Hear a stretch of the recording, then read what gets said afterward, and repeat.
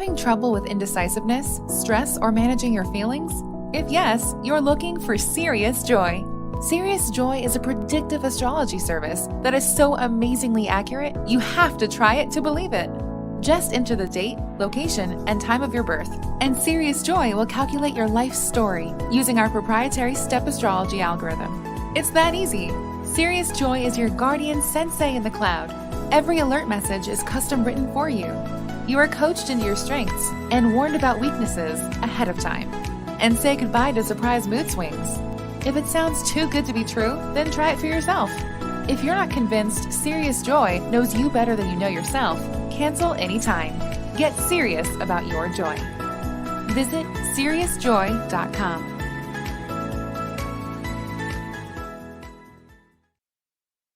Hello, friends, and welcome to Namaste Today. I'm your host, Sensei Christopher Witecki, coming to you live from the state of Colorado right now.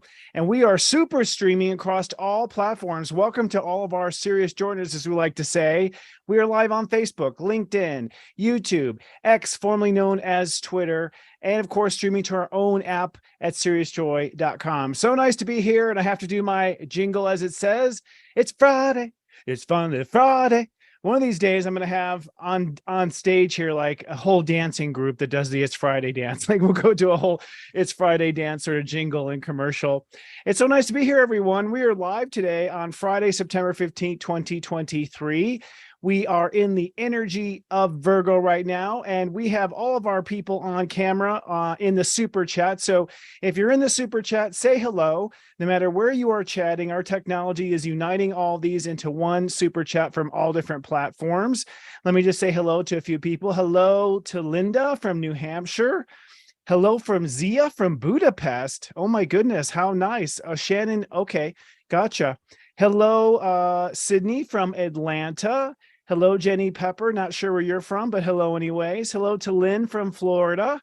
Hello, everyone. It's such a pleasure to be here. I love that we draw on people from around the world, and we have tried to find a time that's good for everyone, but this has been our favorite our favorite background here. Someone said something about the background. This has been our favorite time to broadcast. We're finding that a lot of people are turning their Friday nights in this Namaste Today show. We have a great show for you guys this week. For one, the sun is going to wrap up in Virgo. We're going to talk about that. We have the sun opposing Neptune this week. That's a big deal. We have the United States Pluto third return. I'm going to talk about what that means. And I'm happy to announce our guest this week on our Astro Mingle interview segment is Catherine O'Shea, an animal communicator. She's going to give a live reading to a kitty cat. But before we dive into this week's show, let's take a look at this week's moods and your zodiac weather. This zodiac weather is from Saturday, September 16th to Friday, September 22nd, 2023. Looking first at your weekend forecast, it looks like it's a planning weekend. You'll come up with some radical, cool, visionary ideas for your lifestyle, and on Sunday, you'll take it to heart for a vote. Let's drill down. On Saturday, it's sunny but windy. Step 23 means Mercury rules the day, so your mind will be on overdrive with the hyper-awareness of Virgo. You are getting your shift in order and seeing a greater vision for the future. And with the moon in Libra, you'll be back and forth with the voice of reason. On Sunday, it's sunny and beautiful. Step 24 means Venus rules the day. This will be the day where your heart can open up and really accept this revised plan for your future lifestyle. And it's also a turning point with personal relationships as Venus in Leo squares Jupiter in Taurus. Moving on to your 5-day moodcast for the weekdays. This upcoming week is where you take this new vision in the future and you commit and are tested over it. Let's drill down. On Monday, it's partly sunny and rather reserved. Step 25 means Neptune rules this day. You are aligning your higher spiritual faith with the details of daily reality, and with the moon in Scorpio, you're drawing some hard lines. On Tuesday, it's sunny and sturdy. Step 26 means Saturn is the ruler. You are now going to commit and devote to a lifestyle direction. You could say you are rewriting your destiny because the sun in Virgo is opposing Neptune in Pisces. On Wednesday, it's sunny and happening. Step 27 means Mars officially rules this day. You will kickstart your new inspired plan. You will trailblaze a new direction for your life. And Pluto retrogrades back to step 27, which is a power struggle on a national level. On Thursday, it's sunny and cooking. Step 28 means Earth rules this day. You are manifesting and holding space for your new life and plot changes. And on top of this, a lot of action is in motion because the sun is now trining Pluto retrograde at step 27, which means real changes will unfold. The moon in Sagittarius means your story is also changing. And then on Friday, it's sunny and exciting. Step 29 means Chiron rules the day. This is a final test of all the Virgo lessons you have learned. You will be overwhelmed and probably bombarded with possibilities. And with Saturn retrograding back to step 1 Pisces, it's time to get serious about loving and forgiving yourself. If you haven't already, please be kind and do subscribe to our YouTube channel, Serious Joy TV. Also, hit the like button if you haven't already. That helps us also with the algorithm on YouTube, so we are put in front of other people who enjoy astrology. And if you're not familiar, we are being sponsored by SeriousJoy.com. That is my personal sensei service. We are a spiritual life coaching service that uses astrology in order to coach you day by day. And we have a ton of features, which we'll be talking about here. We have a daily pep talk podcast from yours truly. I think my tongue is still getting ready with Mercury direct today. We have angel messages every week with Devin Dewar. Actually, it's every day, 7 days a week with Devin Dewar. We have sound healing 7 days a week with Kristen Ryder. We have metaphysics and astrology with Robbie Hunt on the weekends and special birthday segments. And we have so much more. Be sure to check out SeriousJoy.com for further details. You can sign up anytime for just $3.99 and cancel anytime. I'll also have some more basics of what's going on this week at the end of the show. So be sure to stay tuned after the Catherine O'Shea interview. And with that, I think it's time to move on to our planets and transits.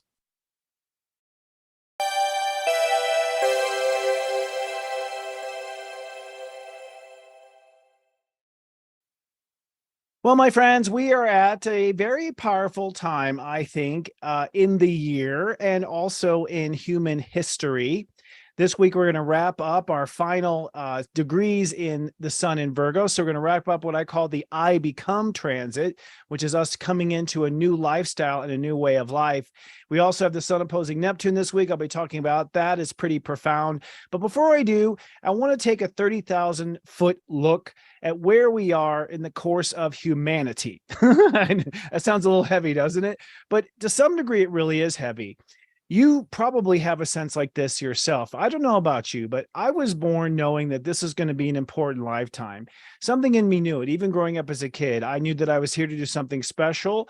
And I knew that the world was also up against something special. Now, I've been a person who happens to know my past lives. And so I know that I have always participated across all my lifetimes for freedom and liberty and fought the good fight for human rights. That's been sort of my MO. And I've always known in my heart that this would be a very powerful lifetime to do the same. And I want to point out the importance of this week in the context of this moment in human history. Now, if you are familiar with astrology, you probably know it makes a lot of logical sense. The outer planets move slower than the inner planets, right? Because they have a longer path around the racetrack around the sun. Those outer planets also represent longer themes because they last longer in a sign. They stay in a given astrological sign for a longer period. And the farther out, the more historic the planet happens to be. And you may or may not know that right now, the human race is in a very historic moment, particularly in the context of the United States. Now, I, for one, am a person that believes in the whole earth. I love every planet out there. I love every kind of culture out there. But I also know that United States has, in the current position of where it sits, has been the initiator, at least the first one to go at capitalism and democracy. Not capitalism, but a democratic society. Capitalism goes way beyond the United States. I don't know where that came from in my head. I think I was thinking of Pluto and Capricorn, actually. By the way, Mercury stationed direct just a few hours ago. So disclaimer right now, we've already had some tech issues come up and they may happen today. Also, my mouth seems to be somewhat cooperative, so we'll see how far we can go. But that said, the outer planets represent sort of the eras that we are in. And this moment in human history is incredibly important and powerful because we happen to be at very important transits for 3 of the outer planets at the same time. The first is, and this is what brought this whole topic up for this week, is Pluto in Capricorn. Now, in 1776, when the United States declared independence from Great Britain, Pluto was in Capricorn at step 27 or 27 degrees Capricorn at that moment. And from the Declaration of Independence, we knew this would start a war. Ultimately, that war, in my opinion, was based very much on the fact that Pluto was in Capricorn. Pluto is the planet of boundaries, so where we draw the line. So where is the line? Or you could say, where is the law?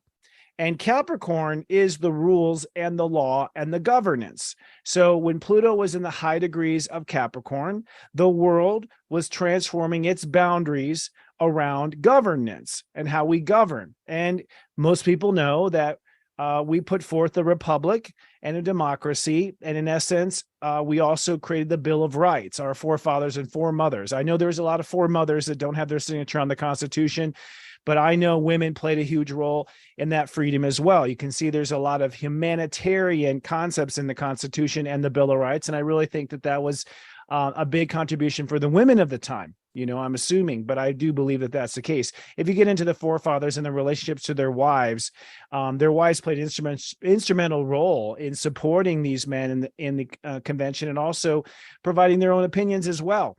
But that said, Pluto in Capricorn is a time when we change the boundaries around our power structures and our governance. And this week, one of the highlights of this week is that Pluto will return back to Capricorn, step 27, for the 3rd time. Now, someone said to me, how can it be a 3rd Pluto return or a 3rd return? When I speak of 3rd time, I mean over the course of a Pluto going direct and then retrograding and hitting the spot again, and then direct and hitting it again, and retrograde and hitting it again. So we are hitting now Pluto at 27 for the 3rd time this week, which means the United States is going through a Pluto return, which means that we are going to go through a transformation of power. And this transformation of power, again, is in the context of what the American Revolution was about. So you could say, I think very fairly, that the United States is under a re-evolution right now. And I looked into the planets going back in history, and back in 1776, the American Revolutionary War actually ended when Pluto reached 8 degrees in 1783. So it ended in 1783. It was an 8-year war, which means basically, if you want to kind of line it up to this current Pluto Capricorn transit, Pluto had its first return, or the declaration return, really in last year. Ultimately, the Pluto return was in February of 2022. That was when we had our first Pluto return, and there was the truck convoy going on in Canada at that time. So I found it interesting that there was a trucker protest, right, that sort of shut down Canada. And that was interesting that it happened right on the Pluto return of the United States. So you can see that spirit of revolution came back up again. Well, if we were to calculate and use the same math that we did for the American Revolution, from the signing of the Declaration of Independence to the end of the American Revolution, that would mean that somewhere around January of 2030 is when Pluto will reach the same place it was at the end of the American Revolution. So in other words, we are going to be in this power revolution until 2030. And I know there's a lot of different ideas out there about 2030. I know there's a lot of agendas out there about 2030, if you've sort of read through the different postings out there in the world universe. So it's interesting that it lines up with that. So we have this revolution of power going on until around 2030. And by the way, step 8 Aquarius would be a commitment to personal freedom. That's ultimately what the first degrees of Aquarius has to do with, personal freedom. Very interesting, right? But we also have Neptune in Pisces right now. And what's fascinating about Neptune and Pisces is Neptune and Pisces is in its home spirit. Neptune and Pisces means that we are channeling our pure spiritual intentions on the planet. We also have Saturn and Pisces right now, but we'll talk more about that here in a few minutes. And with Neptune and Pisces, when it entered Pisces in 1848, that was actually the beginning. The last time it entered Pisces, that was actually the start of communism. So communism as an organization of power started in 1848 with the writings of Frederick Engels and Karl Marx specifically. Now, when Neptune was at the very end of its Pisces transit, when it hit 29 degrees Pisces, we had in the United States the American Civil War. So Neptune at 29 degrees launched the American Civil War, and that was on April 12th, 1861. So it's very interesting too. I find that 29 is a tested step.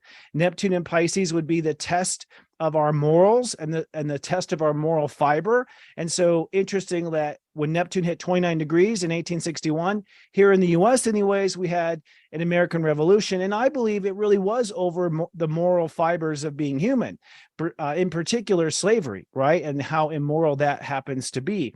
Well, you may know, Neptune re-entered into Pisces in 2012. That was the first time it's been in Pisces since 1861. And you could say, so 2012 might have been when we saw a rebirth of communism, which I do believe we have seen some effects of that, the spread of it, certainly in other countries around the world. There's been several countries that have fallen to communism again. Very interesting. And if you are wondering when Neptune hit step 29 Pisces, which was the mark of the Civil War, it was on January 1st. It'll be January 1st, 2026. So on January 1st, in the month of January 2026, that's when Neptune hit that 29th degree. So if you're putting this together, you can sort of see how this works. Pluto is currently in the same transit and same track that we were for the American Revolution. Neptune is in the same track that led up to the American Civil War. And then we have Uranus. Uranus is currently in Taurus. The last time Uranus entered Taurus was in 1939, actually 1934, excuse me. That's when Uranus first entered Taurus. And World War II began on September 3rd of 1939, which is very interesting, right? So at that point, we had an innovation of resources and the allocation of resources. And really what's interesting is if you study World War II, a lot of what actually kicked off World War II was the fact that Germany was wanting more resources. They were wanting more land and more raw materials. Of course, Germany wanted to dominate the whole continent, but a big part of the drive was to be able to take over resources. The same was true in Japan in World War II. We had done an oil embargo around Japan, and Japan actually started to invade other islands in its area of the world because it was looking for oil and for more resources. So Uranus and Taurus, this desire for greater resources and more efficiency of production, the last time it happened was the start of World War II. And if you're wondering, well, what degree was it when it started World War II? Uranus was at 21 degrees Taurus when World War II began on September 3rd of 1939. And by the way, Uranus reached 21 Taurus this year. It's currently at retrograde 22 Taurus. So here's my point. My point is that we're at a very precarious time. Forget looking at posts on X, formerly known as Twitter, or looking at the propaganda going on or the mess that's happening right now in our government. You can look at the planets and see this is not a drill, folks. We are in a major transformation of power, and one that involves Pluto and the American Revolution, Neptune and the Civil War, and Uranus and World War II. This is a big deal. And I'm speaking to this not to leave you feeling helpless, but actually the contrary, to talk about, well, what is our role in this huge moment in human history? Now, I was talking to someone, I'm not quite sure who I was talking to about this. I think it might have been Chris Reck after the show last week that we were talking about this. But the last time that Pluto was in Capricorn, and we had the American Revolution, really only about 1/3 of the population actually participated in the revolution. 1/3 participated, 1/3 sat out and sort of provide logistics and provided food, and 1/3 was against it here in the United States. So about 1/3 was involved. I think the difference between each of the different occasions I brought up, the American Revolution, the Civil War, and World War II. The difference between those conflicts and now is that I believe we, the people, are the determiners of the fate. I personally believe that we are the solution that the universe is looking for. And one of the big transformations of power that I think is happening, so when we look at these three different things, where does power need to be? Pluto and Capricorn, with we, the people. Neptune in Pisces. Who chooses the morality of the times? We, the people. Neptune in Pisces. Where are the resources that will create the change? We, the people. That's my belief. That's the difference between this era. And I believe the fact that these three major conflicts are all coming to a head, once again, right on the brink of Pluto and Aquarius, or right on the brink of the age of Aquarius, tells me that this is the beginning of the age of Aquarius, where the individual is as important as the group. And the idea behind the Pluto and the age of Aquarius is that we understand as a consciousness that each of us is a light in a spiritual democracy. Each of us contributes energy, consciousness, and well-being to the collective. And I believe in the age of Aquarius, we're going to have this understanding of how the one and the many are actually the same. That's the eye-opening event. So you may wonder, why are we bringing up this history lesson right now, Sensei? Well, because I think this is the magical moment in history, my friend. I looked ahead at the new moons going forward. So we had a new moon in Virgo last Thursday at 21 degrees, or yesterday. For those who are alive, it was yesterday. That moon was a doozy, by the way. Boy, was I just, the energy with the sun trining Uranus has been incredibly intense. I can feel the time warp. I can feel that there's an energetic history being made. But that new moon at 21 is calling for us to create a new lifestyle. And this is why I'm bringing all this into focus, is because the lifestyle that you are creating, and that is ultimately what this next week is about. This week, we're going to commit to a plot change. I'll talk about what I mean by that in a minute, but we're going to commit to a new lifestyle, a new way of living. This lifestyle, from what I can gather, is the lifestyle of the new age. It is the founding cornerstone to the new spiritual path that you are here to lead. And I spoke about this last week, in the last few weeks, that I believe that human beings really had two goals in this lifetime. One was to address our karma leading up to this lifetime. The other was to carry the earth into the age of Aquarius, that we all are going to play an important role in that quest. And I believe that with the Venus retrograde that happened between July 23rd and September 5th, September 3rd or September 5th. I'm drawing a blank now. One of the two. September 3rd, actually. But that Venus retrograde, I believe, was a change of heart. So I believe between July and September, we've all had a change of heart about what our heart wants. And I believe the new heart intention is tied to the role that you play in this incredibly historical moment in human history, where we are reorganizing the power, we are finding what our morals are, and we are distributing our resources in a better way. Those are the three main lines that are happening right now with Pluto, Neptune, and Uranus. And I believe you are the solution. I believe that in order for us to bring this planet to the next level, each one of us, as a conscious battery of awareness, needs to pursue, for one, our heart's intentions. I think that's ultimately what it is. If you're chasing after your heart, if you're chasing after your dreams, if you're chasing after love, you are raising the vibration on the planet. And it doesn't matter if your dreams are to create a mansion, on the coast of Malibu. It doesn't matter if your dreams are shallow, let's say, and purely, physical in nature. We don't need to judge it that way, because if people's hearts are engaged in creating this, and of course, if your heart is engaged in creating this and not step on other people, not, take advantage of others. So learn from what we have experienced in the Industrial Revolution, all these things. I mean, take all this into consideration. I believe by you pursuing your personal dreams, you are raising the bar, you are raising the level of love and light. So I've seen many people have written to me privately in the background, asking my opinion on politics and my opinion on the economy and my opinion on the World Bank and the World Economic Forum and all these different things that are going on. And I'm going to say, that my official role here is not to give my opinion on these politics or on these different aspects. But I will say, I do believe that the solution to everything we are worried about comes down to the pursuit of your happiness, right? From the Declaration of Independence and the right for the pursuit of happiness.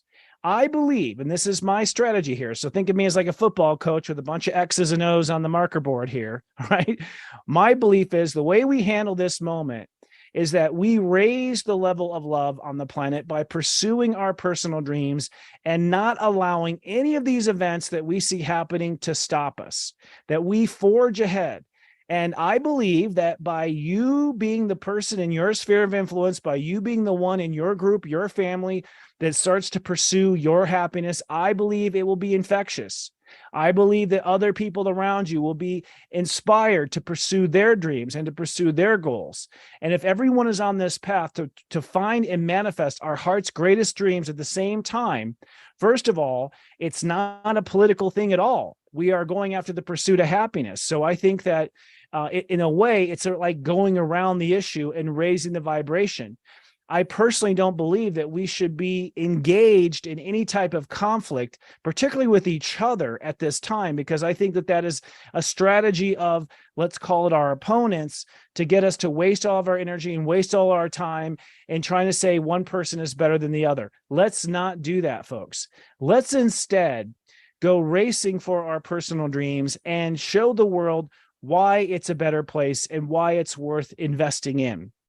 And I believe that from the pure force of moving forward in a powerful wave of, let's call it a renaissance, and that's what I'm ultimately calling here for. I am calling upon our fellow viewers to step into a renaissance of art, a renaissance of love, a renaissance in potential, a renaissance in inventions and technology, a renaissance in thinking, in music.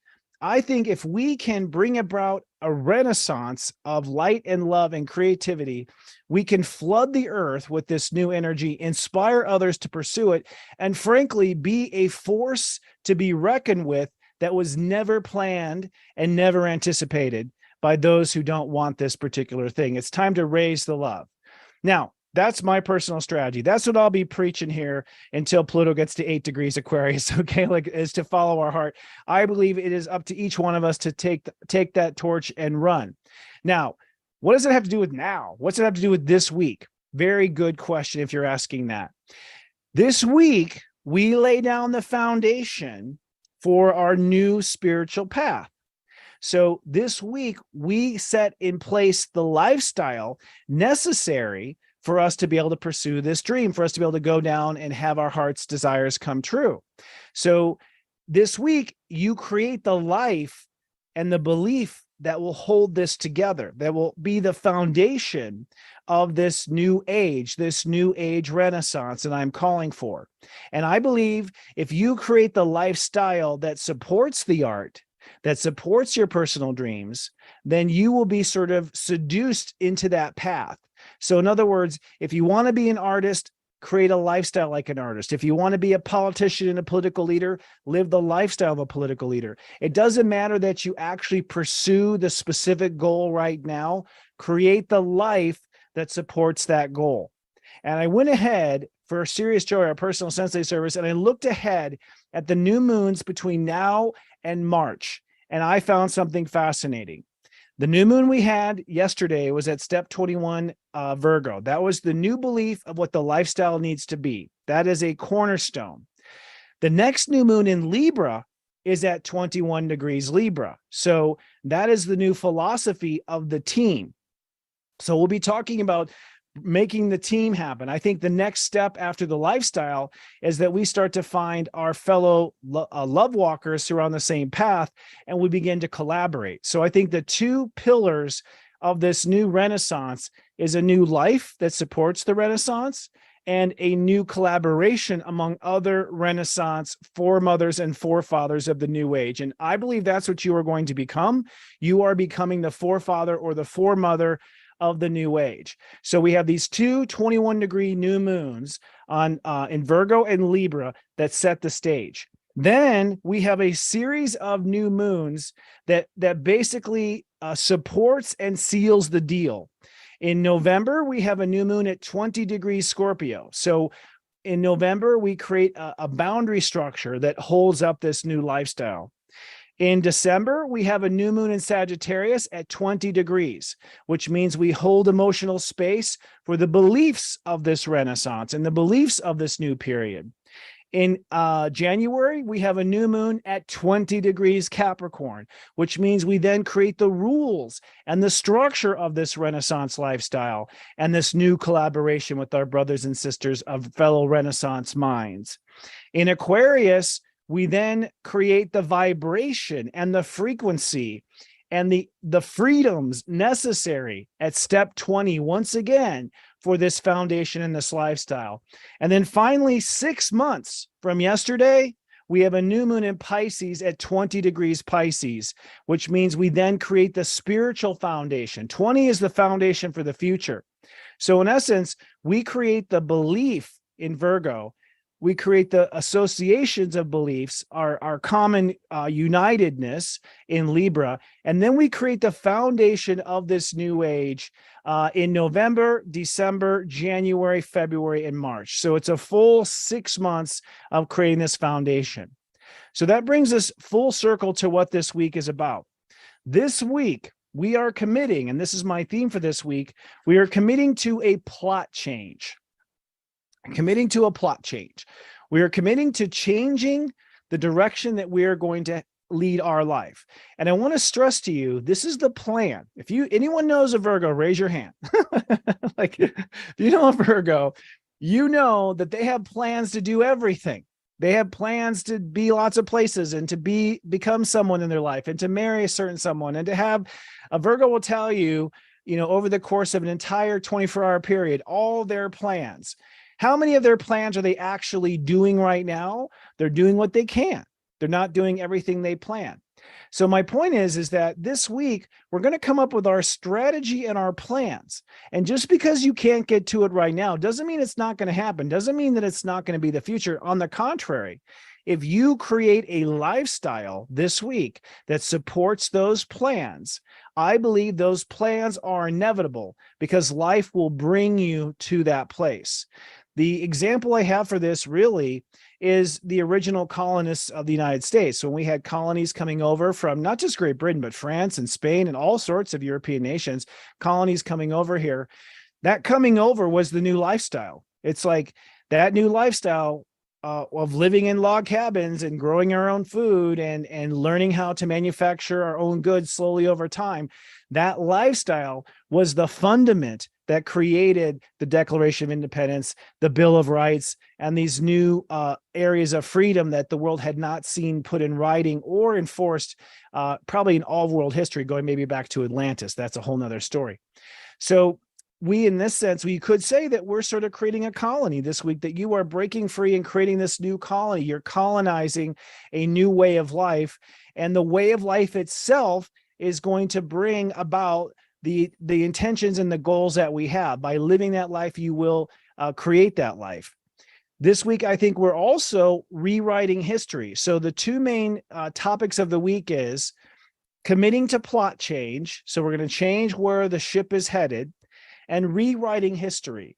And rewriting history has to do with the fact that we were headed for one history, but now we're going to point our spiritual ships to a new history, our spiritual vessel, basically, is how I like to call it. So our spiritual vessel is now moving to a new destination, which means our history is changing. And the key question to ask yourself this week is, what do I have most faith in? What do I have most faith in? That's what you want to use as your counterbalance this week as to what you're going to be doing or not doing, is asking yourself, well, what do I have most faith in? What you have most faith in sets your priority. We want to go forward with what we have the most faith in and prioritize the parts that we have the most faith in so we can move up this path of our Renaissance and our human re-evolution toward the age of Aquarius. So we want to make as much progress as we can with what we have faith in, and then prioritize the things we have less faith in to be the things that we work on a little bit later. So that's how I argue we organize our time. So looking at the planets for the week, This week, let's look at this. Now, I look at the planets sign by sign, everyone. So this is how I do it. And then I'm going to do a screen share and show some of the planets and actual aspects and transits that are happening this week. But first, I want to talk about it sign by side. So let's first start about what's going on in Virgo. Virgo is our reality. It is our lifestyle. This week, the sun goes from 23 degrees Virgo to 29 degrees Virgo. When I say week, I'm talking about Saturday from September 16th to Friday, September 22nd. That's the week that I'm looking at. In this week, we are going to come up with the vision. So starting tomorrow on Saturn Day, you have the vision for what it is that you think this lifestyle is going to be. And again, what's the lifestyle? The lifestyle is the lifestyle that will support your goal. So if you're an actor, then your lifestyle is you go to the gym, you have voice lessons, you sit by the pool so your tan looks good. Like, that's the lifestyle of an actor. If you're the lifestyle of a chef, you're shopping, you're finding ingredients, you're looking up recipes. We want to live the life of our goal. That's the goal of this week, and set that lifestyle in motion. So we come up with the vision for the lifestyle on Saturday. We accept to our heart that lifestyle on Sunday. On Monday, we pray to God and ask, is this my destiny? On Tuesday, we commit to that lifestyle and we devote to that lifestyle. By the way, when we make that devotion on Tuesday, the sun opposes Neptune. So there's a galactic moment of changing our destiny. So when you make that commitment and that devotion to the life of your dreams, and that's the way of putting it too, this is the lifestyle that will support your golden egg. This is the lifestyle that will support your personal dreams. You are in that moment on Tuesday changing your fate. Then on Wednesday, we move forward and you put that lifestyle into motion. So you want to take action on Wednesday. By the way, when very early Thursday night, the sun will trine Pluto, which is now retrograded back to 27. So the American Revolution, Pluto, will be back at its degree at 27 the moment after you commit to this lifestyle. Do you think that's a coincidence, by the way? I sure as hell don't. Like the fact that we commit, the sun opposes Neptune. Neptune, by the way, the planet that was involved around the Civil War. So it's like we come to terms with what the morality is, the sun opposing Neptune, and then the sun trines Pluto, and boom, we are transforming how we govern. We are transforming the difference of our power. So this choice in lifestyle is tied to the proclamation of what our morals will be. It's tied to the proclamation of our declaration of independence from certain control situations or things that control us in life. And then on Thursday, you hold space for this to all hatch. And then Friday next week, when I'm live again on this Namaste Today Live, we will be tested on this new intention. So we literally launch our lifestyle this week. Now, Mercury is at 8 degrees and moves to 11 degrees this week. Mercury moves from 8 to 11, and Mercury just went direct today. So Mercury direct today says, I know what I'm going to become. I know who I must be to myself. And that's what our mind is focused on. If you're going to live this lifestyle, who are you going to be to yourself? How are you going to treat yourself? Where will you be committed to yourself? Mercury goes from 8 to 11.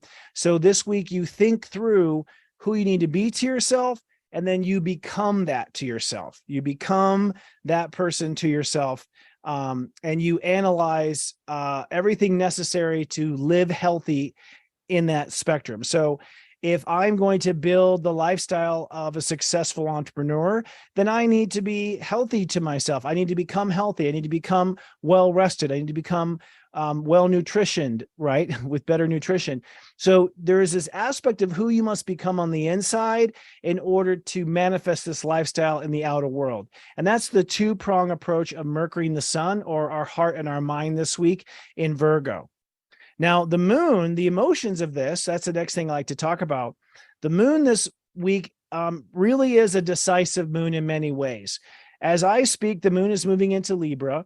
So over the weekend of Saturday and Sunday, when you are choosing this new lifestyle and realizing and envisioning what this lifestyle needs to be, the moon is in Libra. So you're sort of emotionally feeling back and forth, how to make it balanced, how to make it, how to find the right touch, to finesse the right touch. You're probably also going to coordinate your feelings with relationships and how relationships will be on board this lifestyle, or that some relationships will not be on board this lifestyle. So we're very back and forth this weekend, very whimsical with our feelings.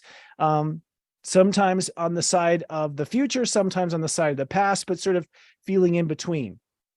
Then the moon moves into Scorpio come Monday. So when you pray and you commit and you act, which is 25, 26, 27, the moon is in Scorpio. So when you are praying, committing, and acting, it's almost like on your mark, get set, go. Step 25, step 26, step 27. 25 is on your mark. Let's check in with God. Is this what I was meant to do? Okay. The old Catholic, cross. 26. Okay. I'm going to devote to it. Oppose Neptune. 27. It's go time. Now the moon is in Scorpio, those 3 degrees, which means that you're emotionally basically cutting the cords to the old life emotionally and protecting the emotional cords to the new life. So we sort of emotionally cut and protect on Monday, Tuesday, and half of Wednesday. Then the moon goes into Sagittarius once we act. So once we put this into motion and the sun trines Pluto, then the moon in Sagittarius means our feelings are going to start to realize, wow, the story with myself is changing. My beliefs about who I am is changing. Then the moon goes into the mid degrees of Sag. Wow, my story in daily life is changing. My beliefs about daily life is changing. Then the moon goes and crosses the galactic center on step 29. And whenever the moon crosses the galactic center, this is where we are sort of emailing the universe and saying, okay, here's my updated flight plan. So I look at when the moon crosses the galactic center, we're basically telling the universe what our flight plan is. So it's just orchestrated beautifully from vision until flight plan, from tomorrow, Saturday, to next Friday. Pretty amazing stuff there. And the fact that we draw the lines and we update our story tells me this is it. This is legit. This is going to be the change. It's going to unfold. Now, in the sign of Taurus, we have Jupiter and we have Uranus in Taurus right now, both retrograde. Jupiter retrograde at 15 degrees Taurus, Uranus retrograde at 22 degrees Taurus. So remember, I spoke to Taurus and I spoke to Uranus in World War II. Uranus is now at 22 degrees, which, by the way, 22 happened after the war started. So I think as far as material resources are concerned, the war has already started. We're already engaged in the war, or whatever the conflict is, when it comes to material resources.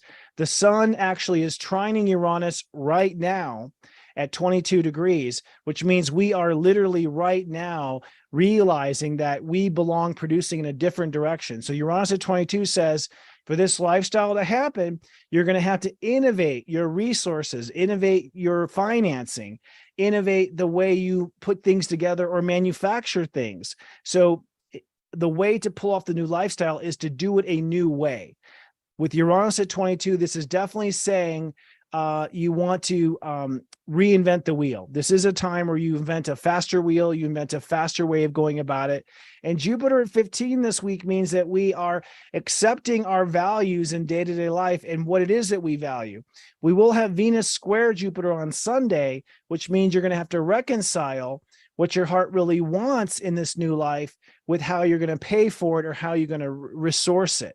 And I'll talk about that when I show the charts, but we do have a square there to figure out, okay, what's the value of this and how do I actually create this and make it happen? Also, some changes probably in relationships. Our angel and intuitive messenger, Devin Dewar, talked about this week in the new moon broadcast that the angels have been talking about how you want to give people a little bit more time to get their shift together. So don't throw a relationship out just now or just yet if they're not on the same page with you. Give them more time unless you've come to some conclusions that, yes, this is not going to work. Otherwise, the angels are saying, give your relationship some more time. Some people need more time to adjust than others. So a little note from Devin. Thank you, Devin. So ultimately, in the sign of Taurus, we're innovating our resources at the top. And in the mid spectrum, we're accepting what it's going to cost. We're accepting what we're going to have to invest in. And with Venus squaring Jupiter on Sunday, we're going to have to reconcile our creative vision with how we're going to do it, which is a practical thing. Basically, what do I want to create and what's the budget? I either cut from the creation or I cut from the budget, or I postpone the creation or I postpone until I have more money. But it's that literally weighing what the cost is to make this happen, which tells me it's going to happen, frankly. I mean, if we're weighing the cost, that tells me it's likely going to happen, because when it's not going to happen, it's just a dream. You don't have the planets pushing on you to actually look at the costs, do a cost benefit analysis, which is basically what Venus square Jupiter is. Now, in the world of Capricorn, I already brought this up. We have Pluto in Capricorn this week. But like I said, historically, Pluto moves from step 28 to step 27. And that happens on, let me just look at it. Oh, I thought I wrote it down. Oh, I did. It's 7:43 a.m. on Tuesday, September 19th. I had been saying Thursday, and I got that completely wrong. Mercury retrograde mistake.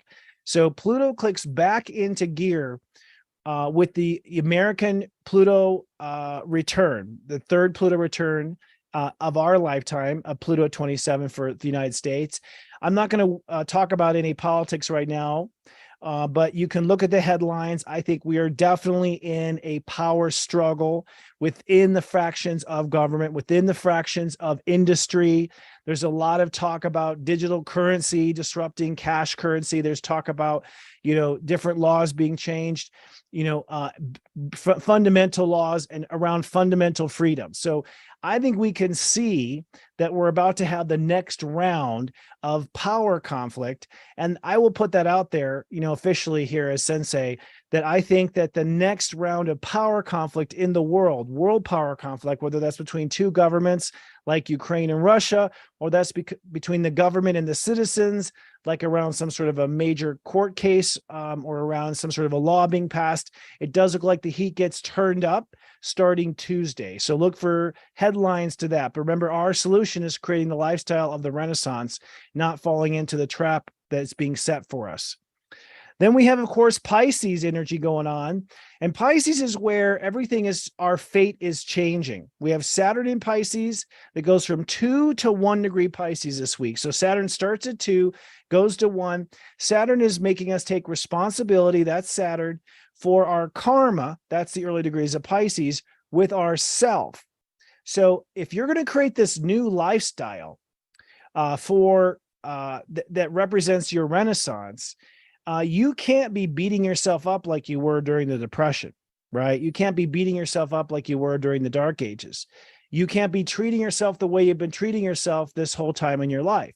There's no way you're going to be able to treat yourself the same way and create something that's never been created before.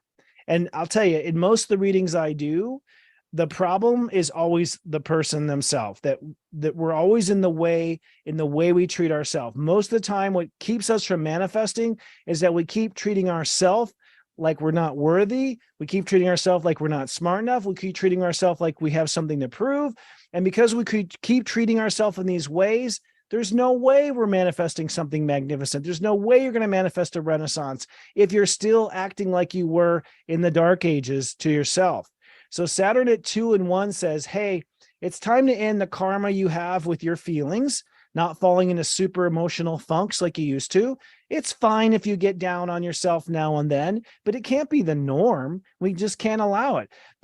The example I always use is like letting a baby sit in a dirty diaper. If you let yourself sit in a dirty diaper, feeling bad all day long, you're going to get diaper rash.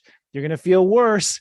Things are going to get, everything in your whole life is going to stink because you didn't want to change that emotional dirty diaper. And I think Saturn at 2 is saying, hey, cut it out already. Quit falling into those funks. It's fine we were in them, but they cannot continue if you're going to go forward with this renaissance of who you want to be. Now, Neptune at 26 says we're now committing. 26 is a net 8. We're now committing to a new destiny. And this is where the story changes, because on Tuesday, when the sun hits 26 degrees, it will oppose Neptune. And Neptune is saying it's now time to commit to, I can almost do here. Here's Neptune. It's now time to commit to a new moral code, basically, and a new destiny. And that moral code is the vision, the spiritual vision for a utopia, for a life on earth where peace can, be the mantra of the land. Whatever your spirit believes is possible for earth, you want to commit to a lifestyle that supports that destiny. So we are in spirituality, ending the karmic crap with ourselves, and we are aiming at 26 degrees. We are aiming to to reach a new destiny, and we're creating a lifestyle that will support that destiny. That's the Pisces energy. Then, of course, we have lovely Leo, one of my faves, because I got a lot of Leo energy in me, represented by Venus in Leo. Venus in Leo this week goes from step 14, where it is today, all the way to step 17. As I mentioned, Venus had retrograded through Leo in the past, over July 23rd to September 3rd, and we were having a major change of heart. And that was a big deal. We hadn't had Venus retrograde exclusively in Leo since 1812, and before that, 1772, 4 years before the American Revolution. Kind of interesting. So just 4 years before the forefathers and foremothers created the Declaration of Independence, we had Venus do a change of heart. And I suspect, this is just a theory, I have nothing to prove this whatsoever. I'm just talking philosophically as an astrologer. I believe that that change of heart was when the colonists started to be a little bit tired of dealing with British politics and being a colony. So I think that that change of heart is ultimately what led to the American Revolution. And I think this change of heart that we're experiencing now with Venus and Leo retrograde that had happened is also the premise to our own Renaissance and our own human revolution. Venus going from 14 to 17 means that by the end of the week, which is next Friday, your heart will step 17, your heart will commit to a creative vision for day-to-day life. So ultimately, we commit to the lifestyle and we commit to the dream this week, both. They both commit at the very same time. Black Moon Lilith is in Leo at step 28 all week long. And that means that we will face fears this week around things coming to term. So 28 is, will I be able to pay for it? Will I be able to close on the mortgage? Will I be able to actually, make it happen and come to term?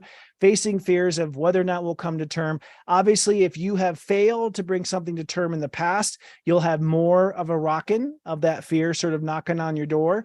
And if you have, had no problems bringing things to term, Black Moon Lilith probably will not affect you this week, which is great. You can go without any issues and enjoy it.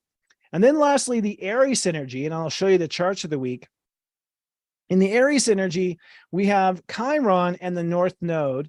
Chiron has retrograded back to step 18 Aries, and that means that we are healing failed actions from the past, which means in a simple sense, if you're afraid you're going to blow it, the only way you can get over that fear is by trying again. So it is the attempt to try again that heals the past.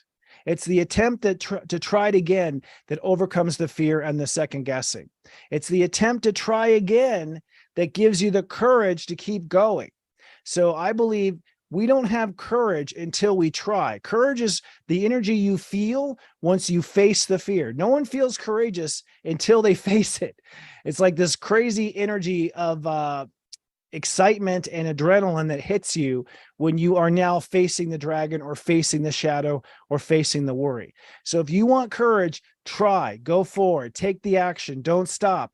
If you feel bad that you've messed it up in the past, then do it again and show us and show the world that you're capable of this.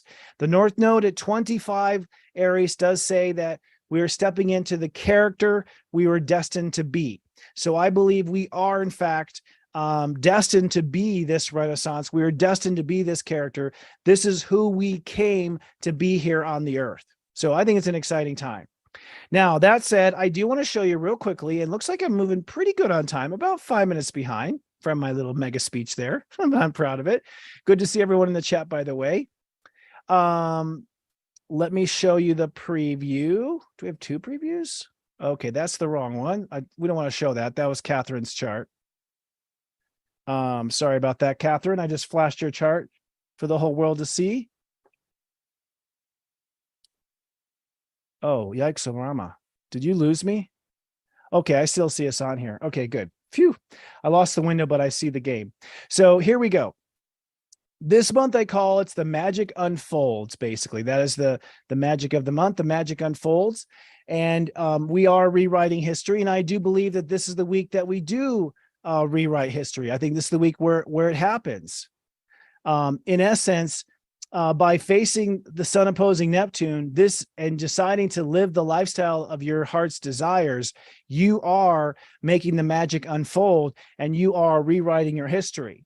With that said, the first moment this week, and I'll just zoom in here, is Venus squaring Jupiter. So when I say we have to do a cost benefit analysis, that's basically what this is. It starts on Sunday. It apexes at early Sunday night while we're sleeping here in the United States. Europe will experience this during the daytime, but Venus at 15 here squares Jupiter at 15 degrees, 19 minutes. And one day I'll talk about the minutes.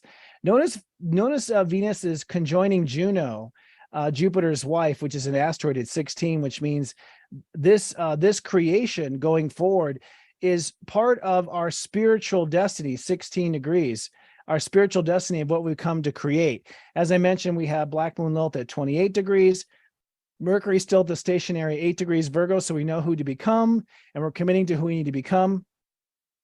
And we're reconciling this with Jupiter at retrograde at 15, which means that we're ultimately going, okay, my heart is open to creating this, and I'm open to paying this much for it or not paying this much for it. So this, I think Sunday is a turning point of real practicality. So I think, up until Sunday, first you have to commit to the lifestyle. Let me just be very clear. You have to say, I'm going to create a new life.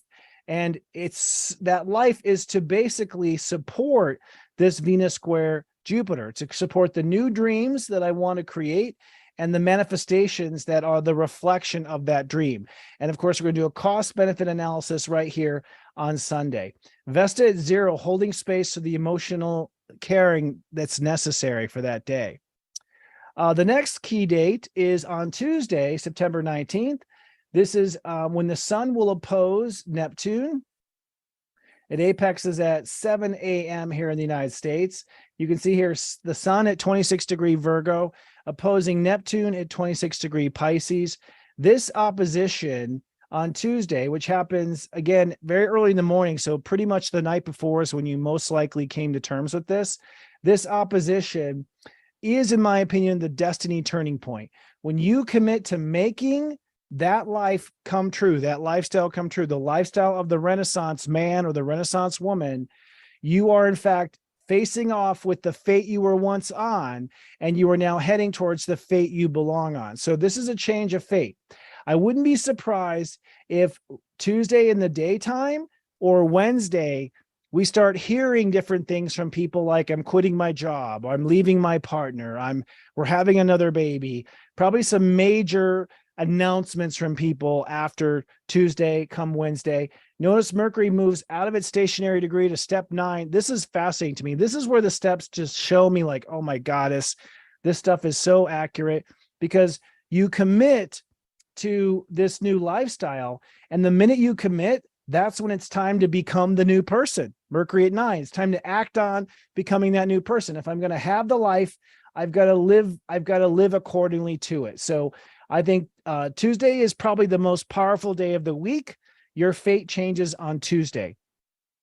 The next key date is Thursday. And really, Pluto moves back to 27 the night before. It actually happens, the day before. On Tuesday at 7:13 a.m., 7:43 a.m. is when Pluto goes back to 27.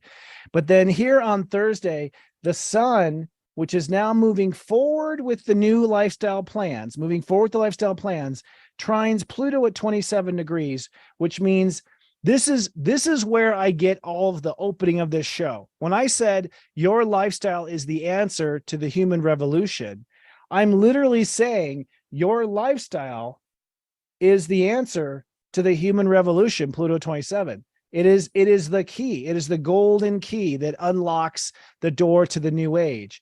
Notice that there's a grand trine here because Pluto and the sun also trine Uranus at 22 degrees, the same degree that just a degree after it was in World War II. So probably in late September, early October was when it was at this degree back in World War II. That would have been 1939.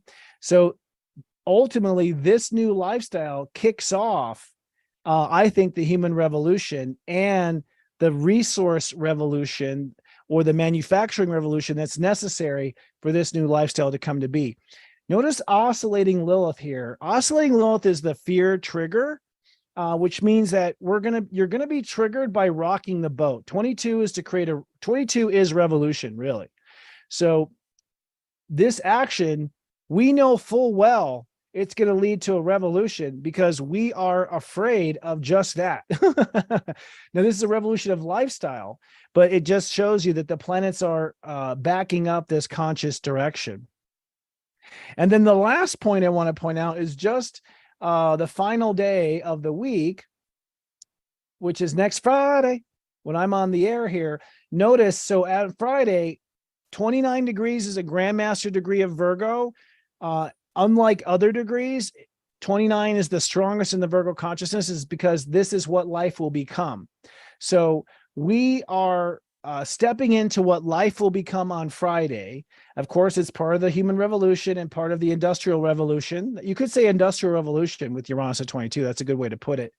But notice this, the moon crosses the galactic center at 27 degrees. Like I said, the galactic center, when the moon crosses the galactic center, we turn in our flight plan to the universe. We tell the universe, okay, this is what I intend to do. My personal belief is whenever the moon crosses the galactic center and the moon goes to 0 degrees Capricorn, the matrix is updated, I believe. So I believe when the moon crosses the galactic center, the matrix updates. So if you've watched, obviously the Matrix, and you saw when the little kitty cat came by twice, like because there was a glitch in the Matrix, I am predicting glitches in the Matrix next Saturday, the 23rd, after the moon crosses the galactic center and everyone uploads their flight plans to the rest of the Milky Way. At that point, shift hits the fan. Interestingly, Saturn retrogrades back to 1 degree. Saturn was at 2 degrees just the day prior. So as soon as we become the new life, and we upgrade the Milky Way and tell the Milky Way this is going to happen, now you have to be responsible to end the karma you have with yourself about how you love yourself. So if you love yourself poorly, Saturn says it's time to take responsibility for that. If you abandon your heart, it's time to take responsibility for that, says Saturn. If you are mean to yourself, it's time to take responsibility for that. So Saturn in Pisces is saying, again, there's no way this is going to happen unless you end the karma with yourself. It's just not going to happen. Interestingly enough, this is opposing Mercury, which reaches Grandmaster 11 Virgo. So I become who I'm meant to become to myself. I become the lifestyle I'm meant to lead. And isn't it amazing, as far as those who study the steps with me, that we have Mercury at 11 and 29 net 11 on the same day?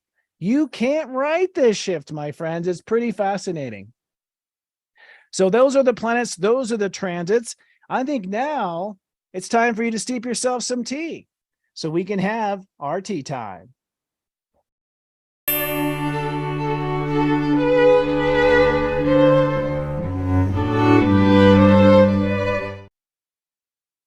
And welcome to our Tea Time Horoscopes, my friends. I actually have got to live television here, realized I rebooted, and so I closed out my notes for the tea time. So I'm just opening them up here on the side. So nice to see everyone in the chat, by the way, loving the comments. Our chat moderator tonight is Noelle Way. So if you want to say hi to Noelle, say hi to Noelle. She's in the chat room today. Also, I'll just take this moment to say happy birthday to Noelle. She is a step 22 quantum Virgo. And don't hit her up all at once, y'all, but this woman knows how to face vortexes. I'm just saying. So happy step birthday and birthday to Noelle Way, our team member for some years now. Such a pleasure.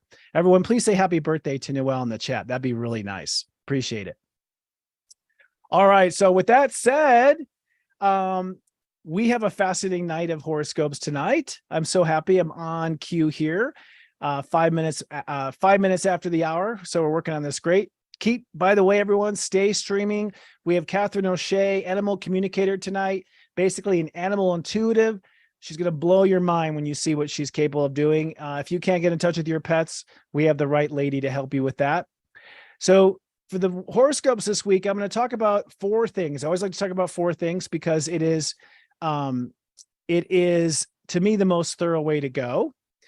The first thing I'm going to talk about for all 12 signs is where in your life you're devoting to a new lifestyle. So where is it that you're making this devotion? All of us each of the sign creates a lifestyle from one place of life. And I'll speak to, Taurus. Taurus is, they create their life from their heart and what they create. So Tauruses are really artists. They create life based on the art they live. Pisces create their life from the relationships that they are in. because Virgo's in their 7th house.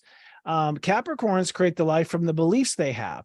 So we're going to talk about where you're going to launch this new lifestyle, where this lifestyle is going to launch, and where it is that you're going to devote to a new lifestyle. And if you just devote to this place that I tell you, like Taurus, devote to your creative projects, Capricorns, devote to your dreams. Again, that's the basis that will carry you through March and launch your Renaissance life. Okay. So focus on that. As I say, for all 12 signs, where to focus the Renaissance life. I'm going to take a little drink now. I meant to drink on the break, but I was opening up my file. So I'm going to talk about where you're devoting to a new lifestyle. Then I'm going to talk about what the sun opposing Neptune means for you. Where is it that you're going to devote to a new destiny? And remember, when we devote to the lifestyle, we devote to the destiny at the same time. And ultimately, the sun opposing Neptune, which I showed you the planets for that, which happens on Tuesday. I'll talk about where Neptune is for you and where you're having a change of destiny in your life. And destiny will unfold on its own. That's the weird thing. Remember, co-creation is how the universe works. So wherever you have destiny, all you have to do is make the first move, then the universe makes the next move. Then you make the next move, then the universe makes its next move, and so on and so forth. So we'll be talking about where that destiny chess game is happening for you. Then I will speak to, for all 12 signs, on where the trine of Pluto is affecting you. So where are you changing in your life, your power structure, and how are you lining that power structure change up to your lifestyle change? So the sun trining Pluto is the change of lifestyle into the change of power. So I'll talk about where are you changing your power structure or your management structure on Earth. And then finally, which is a twofer, I'm going to talk about that cost benefit analysis of Venus squaring Jupiter, where you are reconciling your relationship to the creation and reconciling your relationship to the production. But also, because it's 15, and because Devin Dewar talked about the angels bringing up relationships, I want to talk about also, you want to be sensitive about reconciling your relationships to other people in that same area. Okay. And I'll go over this again. I know it's a lot to comprehend, but that's what you get here at Serious Joy. We are some deep advice. This ain't no shallow astrology. We're getting deep. So starting with the Aries. Aries are devoting to a new quality lifestyle and a quality performance. So Aries, I want to underscore, it's not just the lifestyle of the success, it's the performance necessary to succeed. So there's a certain performance benchmark. All right. A level of quality in your performance. And that is job performance number one. So that's the quality of how well you are a mechanic, how well you check your work, how well you have safety protocol, what your redundancies are, etc. So you're devoting to a new quality lifestyle and a new quality of performance in life. If you commit to that performance quality, you will get to the Renaissance. Okay. That's what you need to know. Commit to the performance quality and you will get to the Renaissance. Now, this opposes your destiny with God in the universe. So what turns the dial and changes your fate is the lifestyle change. So it's like some areas are like, am I doomed to fail? Depends on your lifestyle. Will the world always be working against me? Depends on your lifestyle. It all depends on your lifestyle. So your change of fate depends on the way you live your life more than any of the other signs. Aries are always the pure examples of how spirit is to unfold. Now, this quality lifestyle will lead to a change of power structure with career and retirement and legacy. So you're going to change what controls you in your career or who you report to in your career, or what you lead as a leader, or what your plans for retirement will be, depending on where you are in your life. Some people are planning their retirement. Some people are planning their career success, but you will have a change of power structure with your career and your retirement. And the Venus squaring Jupiter, reconciling relationships, you're reconciling love relationships and creativity. So what you're creating with how you produce it or how you manifest it. And that also means you're reconciling relationships of creative partners and investment partners. So anyone who's tied to you with creativity or investments, there'll be a reconciling of that relationship. So finding an equal terms, basically, where both can express themselves in a healthy way. That happens on Sunday in 2 days. Taurus. Tauruses are devoting to a personal dream. So Tauruses are here saying, okay, I've always dreamt about being this or being that. That's the lifestyle. Build a lifestyle that is based on you attaining your personal dreams. Okay. So everything in your life needs to be organized for those personal dreams, and personal dreams exclusively.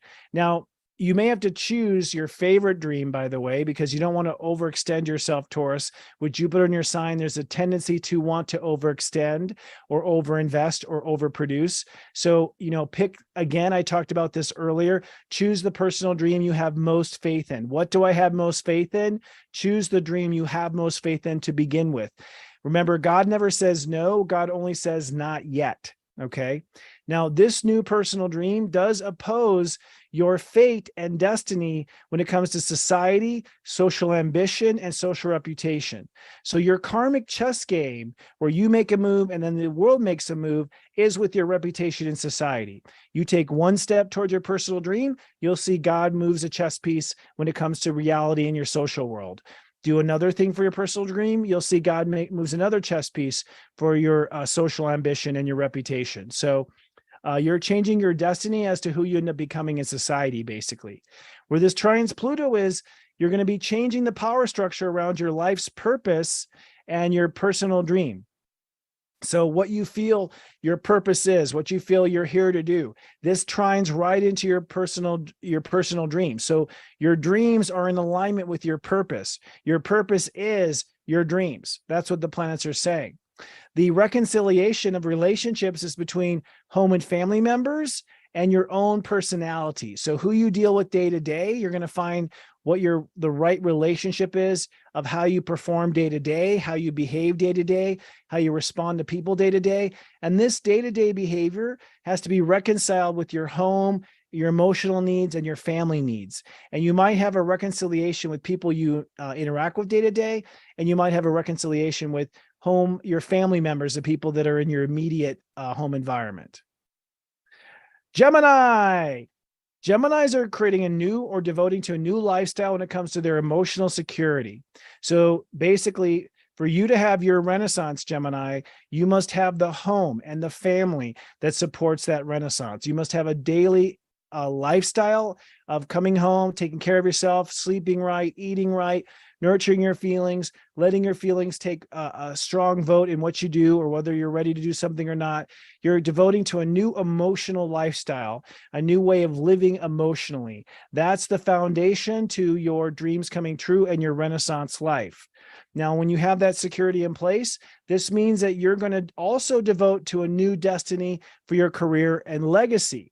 So in other words, if you want a particular career, if you want particular success, you must have the emotional lifestyle in place. If the emotional lifestyle is not in place, you won't crack open the door to where you're meant to be with legacy, retirement, or leadership. Now, the energy of emotional security trines Pluto, which means that you're going to have a change of boundaries. So your change of power and management and control comes from a change of what you open up to or close down to, comes from a change of where you set the boundary, who you let in, who you don't let in. So Pluto at 27 is an intimate boundary change. You're going to have a change of some intimate boundary. Intimate means you may feel like a fish out of water. You may feel exposed. You may feel awkward. You may feel uncomfortable for a while. Let me tell you, Geminis need to get comfortable with being uncomfortable so they can be comfortable. Let me say that again. Geminis must get used to being uncomfortable so that they can become comfortable. So you're going to have to go through some changes where you are temporarily uncomfortable in order to find a long-term comfort that is the seat of your destiny and the seat of your renaissance. Now, the reconciliation of Venus and Jupiter for you is reconciling certain thoughts and certain thinking processes with your spiritual faith. Your mindset and your faith must be on the same page. And this would involve relationships of like-minded people or relationships around your faith. So if you have people you go to church with, You would reconcile those relationships. If you have people that you write with or you communicate with or that you do math with as an engineer at work or something, you have to reconcile those relationships. So it's about reconciling. Your mind must be on the same page as your faith. Cancer. Cancers, your lifestyle involves a mind style. So for Cancers to have their renaissance, they must commit to a mindset. You have a certain mindset. That mindset will ensure the rest of everything happens. If you wander outside that mindset, you may risk your intentions or renaissance life falling apart. So as you commit to this mindset, lifestyle around a certain way of thinking, you will, with the sun, Neptune in Pisces, also commit to a life's purpose and a meaning. So the mental mindset chooses a belief, chooses a philosophy of life, chooses a me-ligion is how I like to call it. So you are basically going to be changing your fate as far as what you study, where you travel, the knowledge you end up attaining by choosing a mindset. Now, Pluto at 27 means that Cancers, relationships, and partnerships are now going through a radical change of power. And I am seeing this in Cancers that I know. I'm the son of a Cancer. I'm seeing Cancers take back their power. I've already started to see it at Pluto at 27 Capricorn. This power, reclamation of power in relationships is trining into the new mental mindset. I don't think Cancers could reclaim or claim or take the lead in their relationships if they weren't also adopting a new mindset and strategy in their head. So really their transformation of the lifestyle ends up transforming relationships and who they're relating to. The reconciliation of Venus and Jupiter for Cancers is between what you want to manifest and who you want to be in the world. So you've got to get your manifestation plans and your social reputation plans on the same page. Plans to make and plans to be in society. What you're making must be aligned with who you are being in society. So if you are a shoemaker, you must call yourself Shoemaker, basically, right? P.S. Hello to Zen Shoemaker. Just want to say hi to my friend Zen while I'm thinking about shoemakers. So there's a reconciliation between what you create with Venus and Leo and what you manifest in society with Jupiter in Taurus. Leos, your new lifestyle is based on your plans to make money or to manifest a product or service. So your renaissance, Leo, comes around what you create, which is not surprising to me, actually. The way you play your role in the new age is that you give us a product or a service or a business, something tangible, something we pay you for.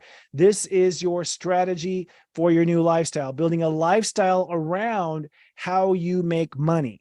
Now, you may go, well, that's kind of shallow. No, Leos are the one sign that lives in their heart already. Like all the other signs, I've got to talk them into their heart. I don't have to talk you into your heart. You already live in your heart. I got to talk you into making some money. So it's time for Leos to focus on their abundance, focus on their passive income, focus on their ability to have money make itself while they're sleeping.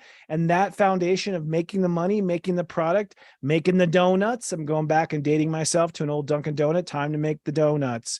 That is ultimately your plan for your new lifestyle. It's around what you're going to make and create. Now, when you do this, you end up transforming your destiny because you end up changing your boundaries. So your change of destiny is ultimately that your boundaries change. Suddenly you're open to making donuts. Suddenly you're open to cleaning windows. You weren't open to cleaning windows before. Suddenly you're open to having your own business where you weren't before. Maybe now you are letting something in intimately into your heart that you weren't letting in. Maybe you're cutting out the toxic people or the toxic situations in your life. And that's the change of destiny. So for Leos, the change of destiny is to change where your boundaries are. So different destined periods of life for Leos are different periods of what they were open to and what they were not open to, what they were protecting or not protecting. Now, when it comes to your reconciliation of power and coming into a new form of government, this is around daily work and lifestyle, which makes total sense. So you are trining in, you are coordinating this production of money with how you live your life. They go hand in hand. So for you, it's literal.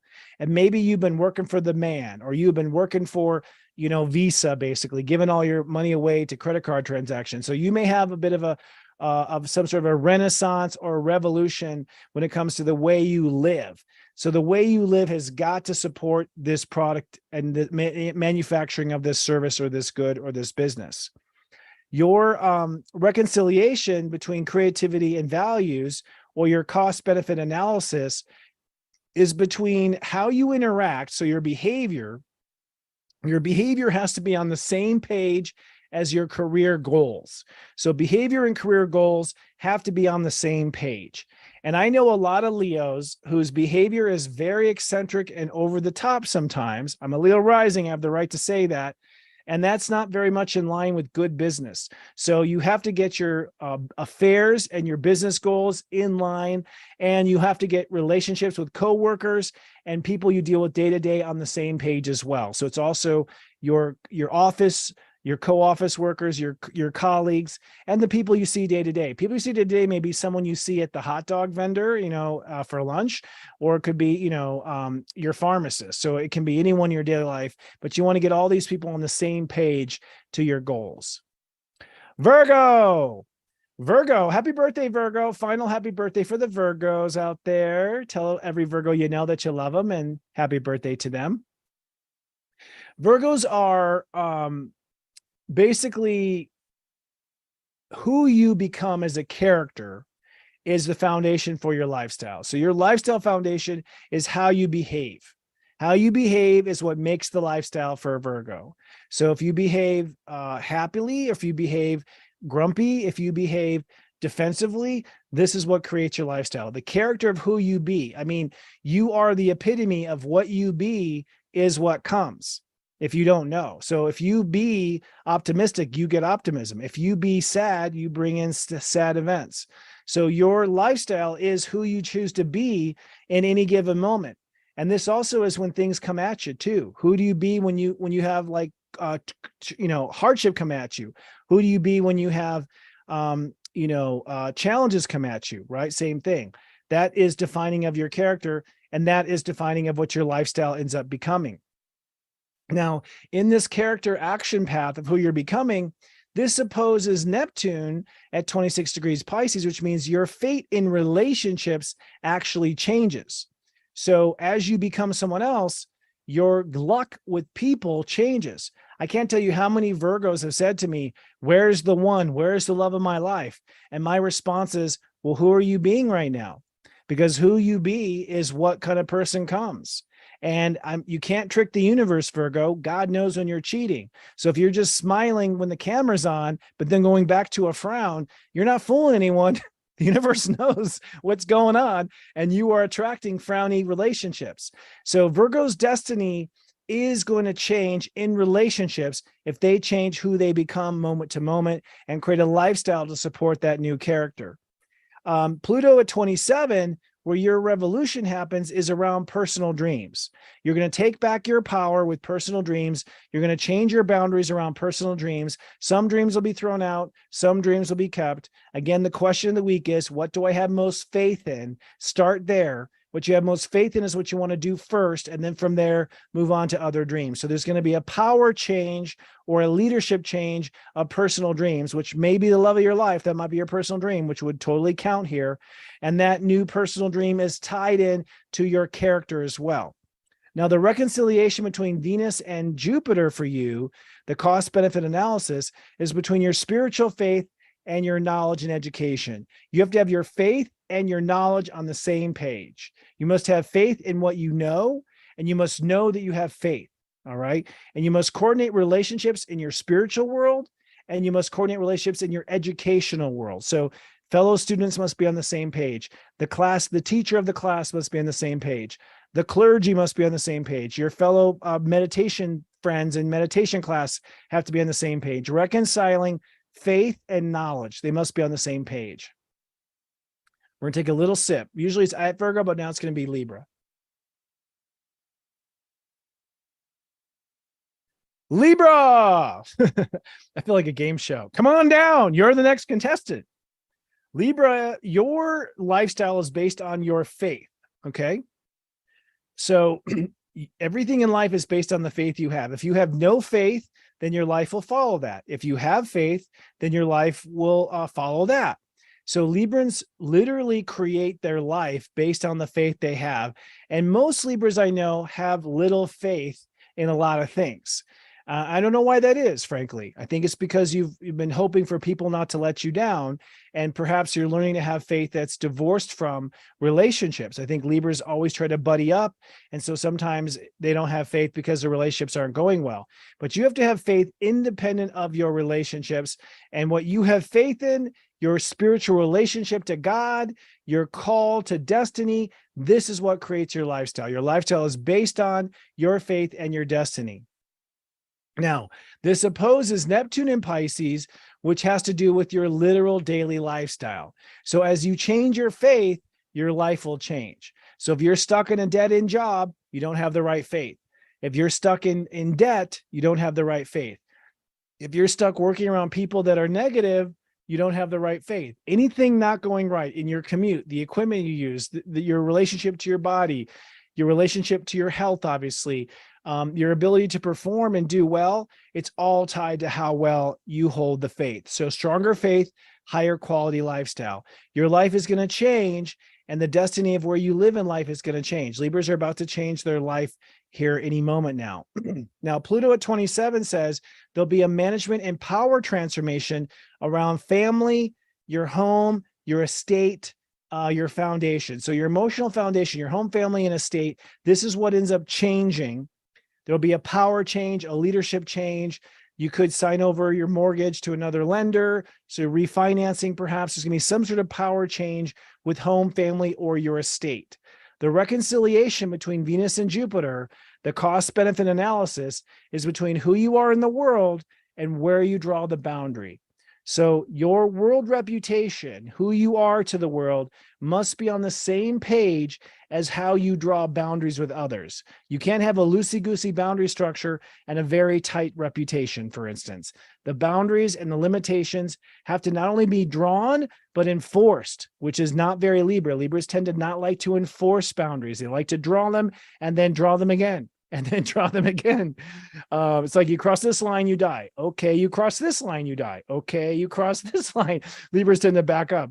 You got to hold the line, Libra. Learn from your opposite Aries how to do that. But reconciling where boundaries are and also where you belong in the world. Scorpios. Scorpio's lifestyle is based on their social ambition and reputation. So your whole life, Scorpio, is based on who you want to be in society. That's what determines your whole life. When you wake up, when you sleep, when you brush your teeth, who do you want to be in society? Everything in life is based on that social ambition and that social reputation. That determines all of your lifestyle choices in the world. So by choosing the right place in society and where you belong and who you want to become in society, you automatically end up choosing how the rest of your life should unfold. Now, this directly opposes your destiny around personal dreams and love affairs. As you become who you're meant to be in society, your personal dreams will fall in line. Your love affairs will fall in line. Your relationships to children will fall in line as you become who you're meant to be in the world, in essence. So be who you want to be in the world and see your dreams come true, see your destiny change. And by the way, Scorpios, if you've had a bitter love life this whole life, I think that doesn't matter, because if you become this new person, I think that luck changes. Again, destiny is changing, folks. What life has been up until now is not what life will be from now. All right. So the Pluto 27 degree for you is around attitudes and big ideas. You're going to have to change your mind. You're going to have to change your logic. You have to change the algorithm you use to determine and calculate things. There's a big change of your ideas, your big attitudes, maybe a change in what you're going to write or intellectual property you're going to craft. So it might be a change of how you create an intellectual property, but this is tied to your social ambition. So sort of changes in your intellect and attitude are tied to your change in your social goals and your social ambitions. There's a reconciliation between your career and your relationships this week. So you're going to have to get your career and your partnerships on the same page, your career and your strategic alliances to other people on the same page. You also have to get your coworkers and your romantic relationships on the same page. So corralling everyone to be on the same page. I know sometimes it's like herding cats because Scorpios attract people with very limited boundary structures, but still herd those cats on the same page for career and relationships. And relationships are relationship to chocolate, relationship to other people, relationship to God, all relationships. Sagittariuses are creating a new lifestyle when it comes to their legacy, their career, and their leadership. So you are committing and devoting to a new legacy, a new career, a new direction in your career. This direction is the story you were born to live. I do think that this is the final defining career moment for Sagittarius, even Sagittarius who are young and just starting out. I think you're actually choosing your career path that you're going to keep for the rest of your life. I think this is the Renaissance career, basically. And by building a lifestyle around your career, the rest of your life will fall in order. And that's something to know for Sagittarius. Your career, Sagittarius are like twinkling stars. They come in and out. They're here, they're gone. They're saying hi to everybody. They're often, casually late and the last ones to leave the party. Okay. But if your career is in order, everything else will fall in line. So it's like, stay true to your career. Now, by building a lifestyle to support your career, you are going to have a change of destiny when it comes to your emotional security. So you're going to have a change of destiny about your home or your family or what brings security in your life. And so you might have had a bad childhood, or you might have had trouble with your landlord, or you might have had, issues with your mom and dad. But that fate changes when you go for the career of your dreams, when you go for that Renaissance career, when you build a lifestyle around that career. Now, the Pluto 27 return has to do around money. You're going to have a revolution in how you make money. And this money revolution is trined or tied to this new career ambition. So it's a change in how you make money, and it's a change also in your career legacy and the lifestyle you create around career. Now, the reconciliation of getting things on both pages, the cost-benefit analysis, is between beliefs and lifestyle. Your belief has to be on the same page as the way you live your daily life. So you have to live according to your beliefs. You also have to make sure fellow students and teachers are on the same page and coworkers are on the same page. When I say same page, I mean your coworkers are supporting the lifestyle that supports the beliefs, or your co-students and all teachers or tutors, they're all on the same page of what you believe, and they're also supporting your lifestyle. So a reconciliation between beliefs and lifestyle for the Sagittarius. Okay, we're going to take another sip here, and we're going to wrap up with the final three. Capricorns. Capricorns are creating a lifestyle around the meaning of life. So Capricorns are meant to live by principle. They're meant to live by belief, by philosophy, by a school of thought, by a doctrine. And they stay true to that doctrine. They stay true to that philosophy. They stay true to what is the most important thing that means the most to them. Now, I think because of Pluto being in Capricorn, Capricorns have changed their life purpose and what the meaning of life is with this dramatic transformation since 2008, 2007, until current Pluto in Capricorn.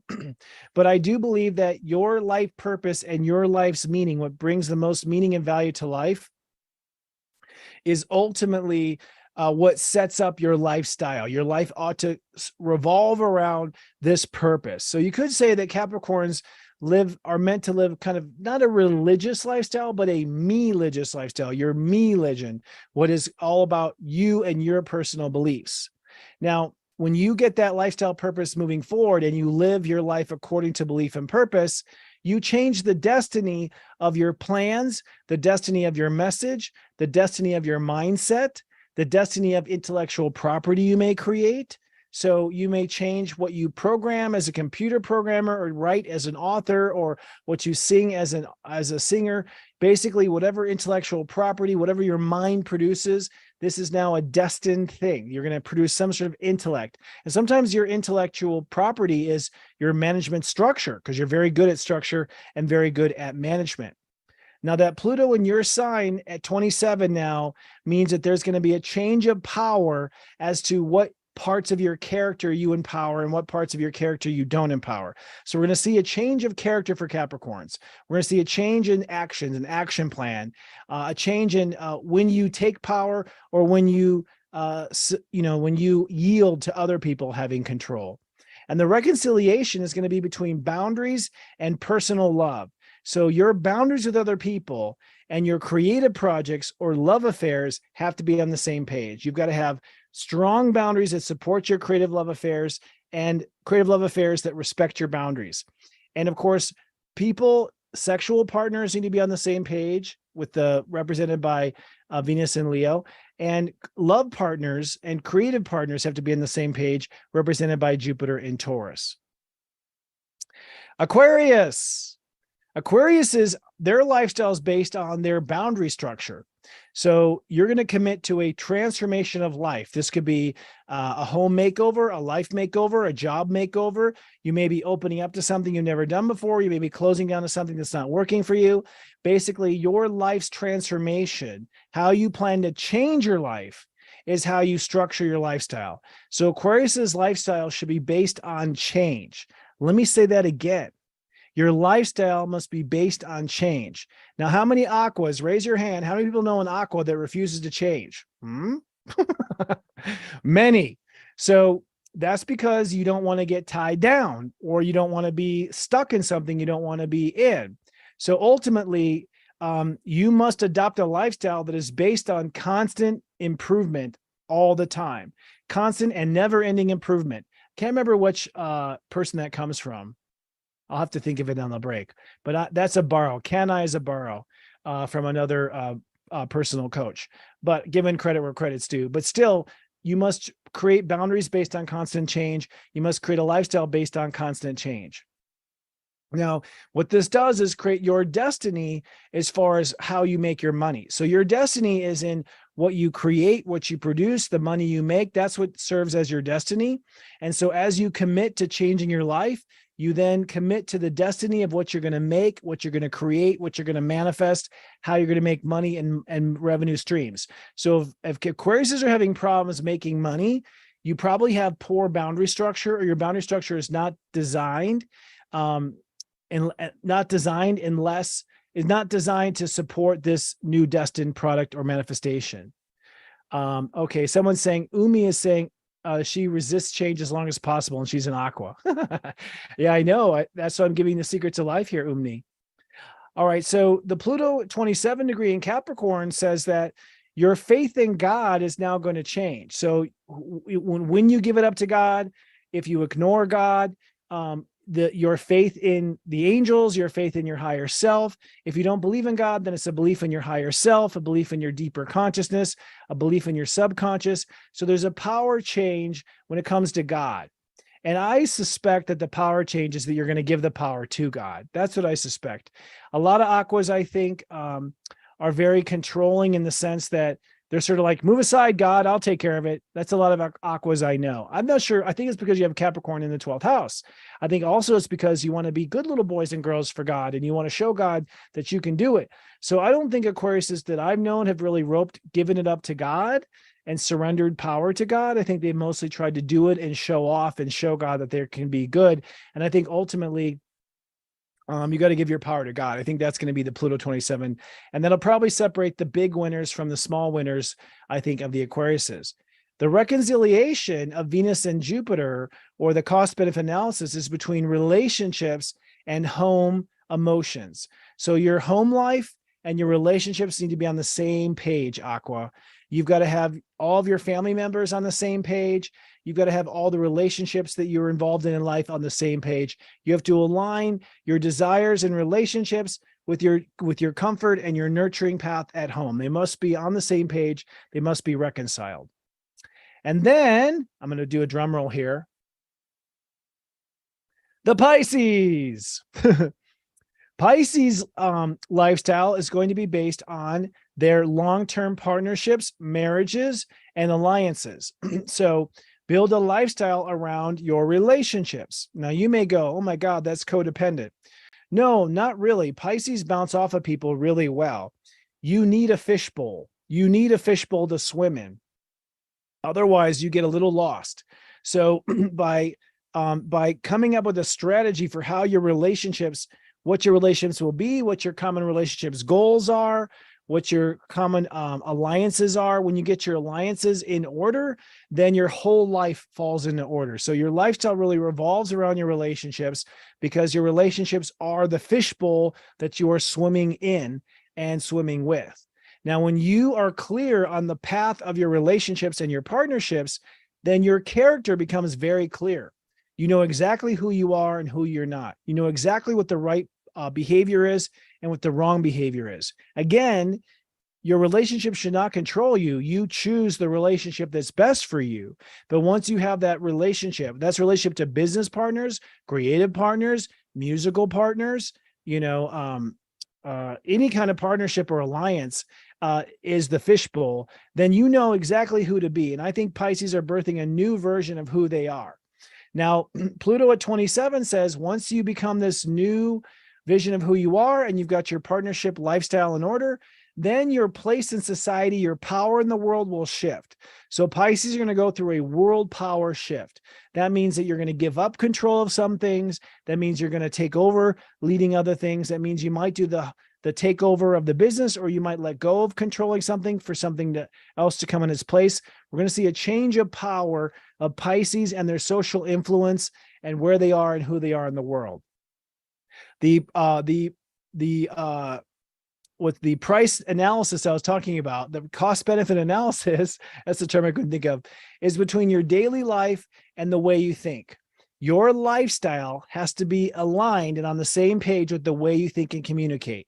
You cannot think and communicate like a rebel, but then have a very locked down lifestyle. You cannot be rebellious in your lifestyle, but be very conservative in your thinking. So your lifestyle and your thinking have to be on the same page. That also means your brain trust, the people you go to throw ideas by, needs to be on the same page as you. And it also means your coworkers need to be on the same page with you as well. So cost benefit analysis between certain attitudes and mindsets and the people you work with and the lifestyle and work that you do. And that ultimately, my friends, is our tea time segment.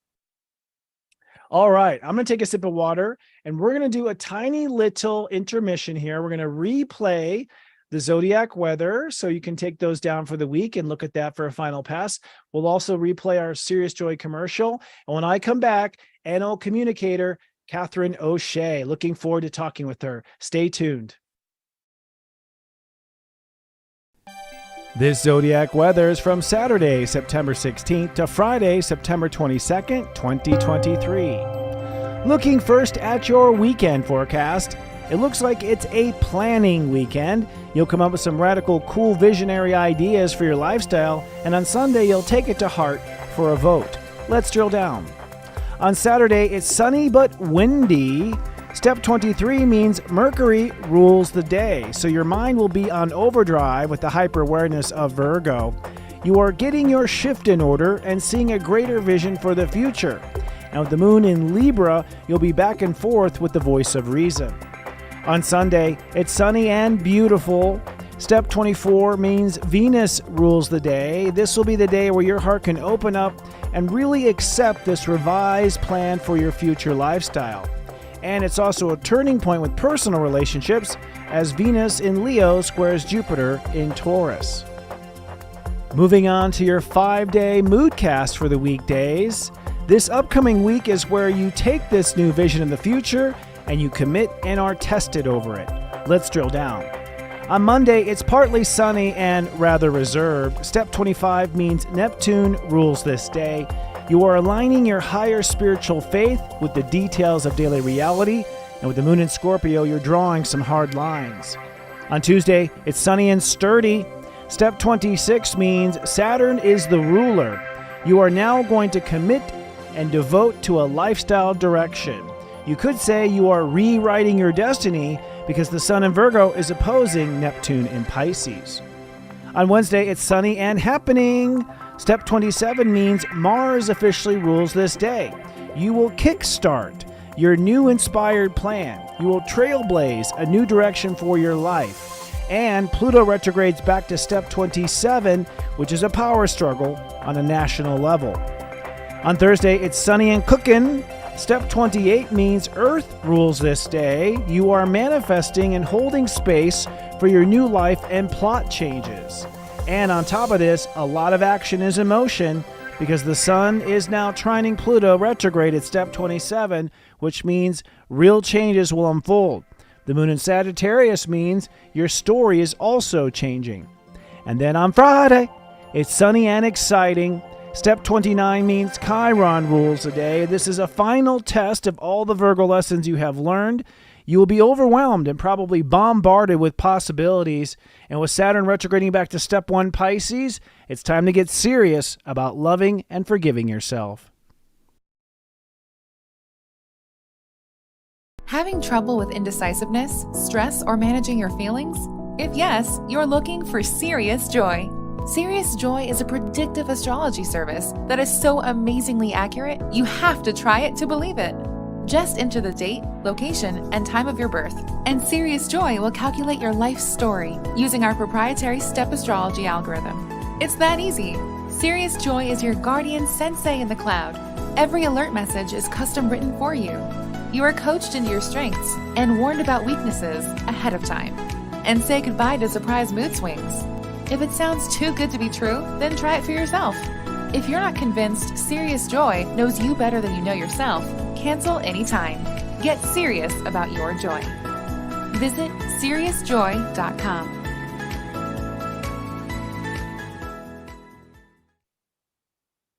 And we're back with Astro Mingle. I'm so proud to be able to welcome once again. I've actually had the pleasure of interviewing her before.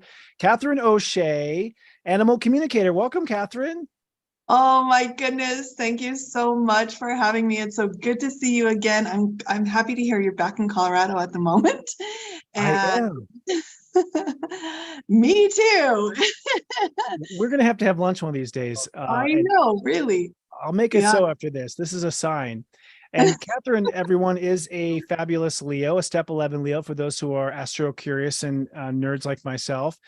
Before we dive into the interview, Catherine, I just want to ask you, we just went through a Venus retrograde through Leo from July 23rd to September 3rd. If you don't mind sharing a little bit, did you go through a big change with that? Did you have a transformation with this Venus retrograde? Yeah, I really did.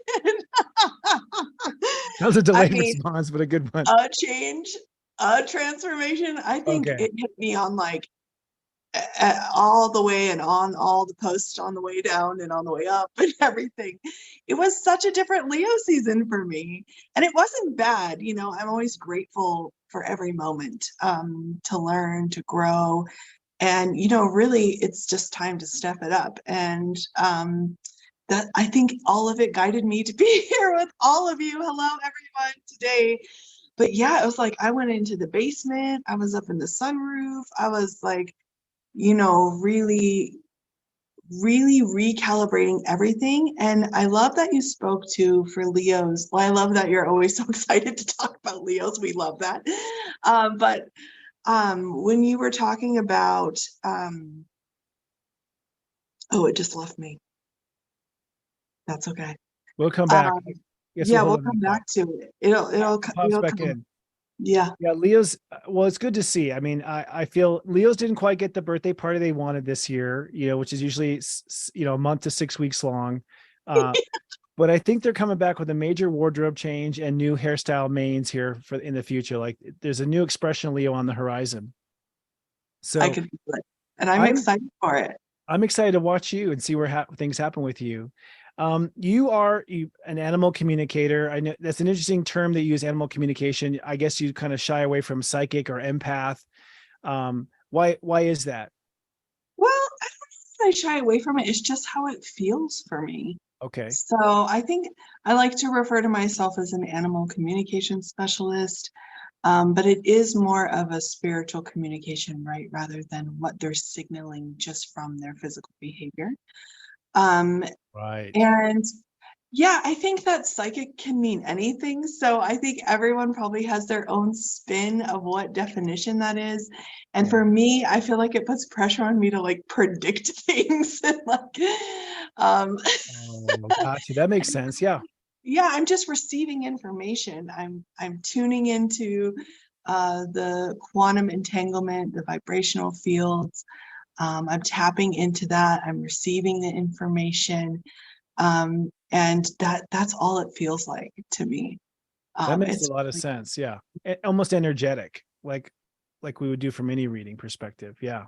yeah, it's energy, and it's also, I mean, it really is message. Like I view soul and spirit, right? And message as kind of the same thing, because we're all these vibrational fields just filled with information Yeah. and from lifetimes, right? And our animal companions and our animals in the wilderness and everyone and everything is no different from that. And I love exploring when that comes together, because I feel like our connection to people, our connection to animals also is a soul, also is a vibrational field, also carries memories and information and connection. And to me, that has been the most fascinating part about connecting to the animals. That's a really deep thought, that the connection itself has its own soul. And I would say that the astrology speaks to that. We have something called we have relationship charts where the relationship itself has its own astrological chart, its own a life of its own. So that's fascinating. You're the first person on our show that's talked in that regard. How did you get started with animal communication? How far back does it go for you? You know, it's an interesting thing to think about, because you know how when you see like a little kid in a grocery store and they're like spinning around and like dancing in the aisles, and they're just like being themselves, and they don't really know that they're being one way or another or having this experience. They're just like so in their experience. And I think when I was a child, that's kind of how it was for me, especially with animals. I wouldn't get like overly like, oh, but I would just have this intuitive connection and this knowing and this access to a part of my heart that was so beautiful. And I was lucky enough to get to have animal companions in my home when I was little, and people would always ask me to watch their animals, and Oh, yeah, you were that lady, the one we asked when we go on vacation. Gotcha. and that continued my whole life. But I think when I was a teenager, busy ignoring everything, that I wasn't quite as tuned into that. When I became an adult and I went on this whole healing journey of my own after I was diagnosed with thyroid cancer, I started really actually going deep into the healing. And when I started healing, that's when this came forward in the way that it shows up today. And I had tons of support and blessings and love and transformation that came along, and it really just came forward in a really powerful way. When you said lots of support, are you talking like Snow White with like birds lighting on your shoulder and little squirrels saying hi, or like? I mean, that would be my dream, but Okay. I moved to Hawaii. I was called to move to Hawaii, and I thought I Um, was going to explore this relationship, which I was. I was following my heart, as any good Leo would do. And I ended up meeting my spiritual teacher and this beautiful healer and humanitarian, and a bunch of, all of my teachers and all of my support system there, and the aloha and really my spirit. And that's where the deep, deep healing started happening.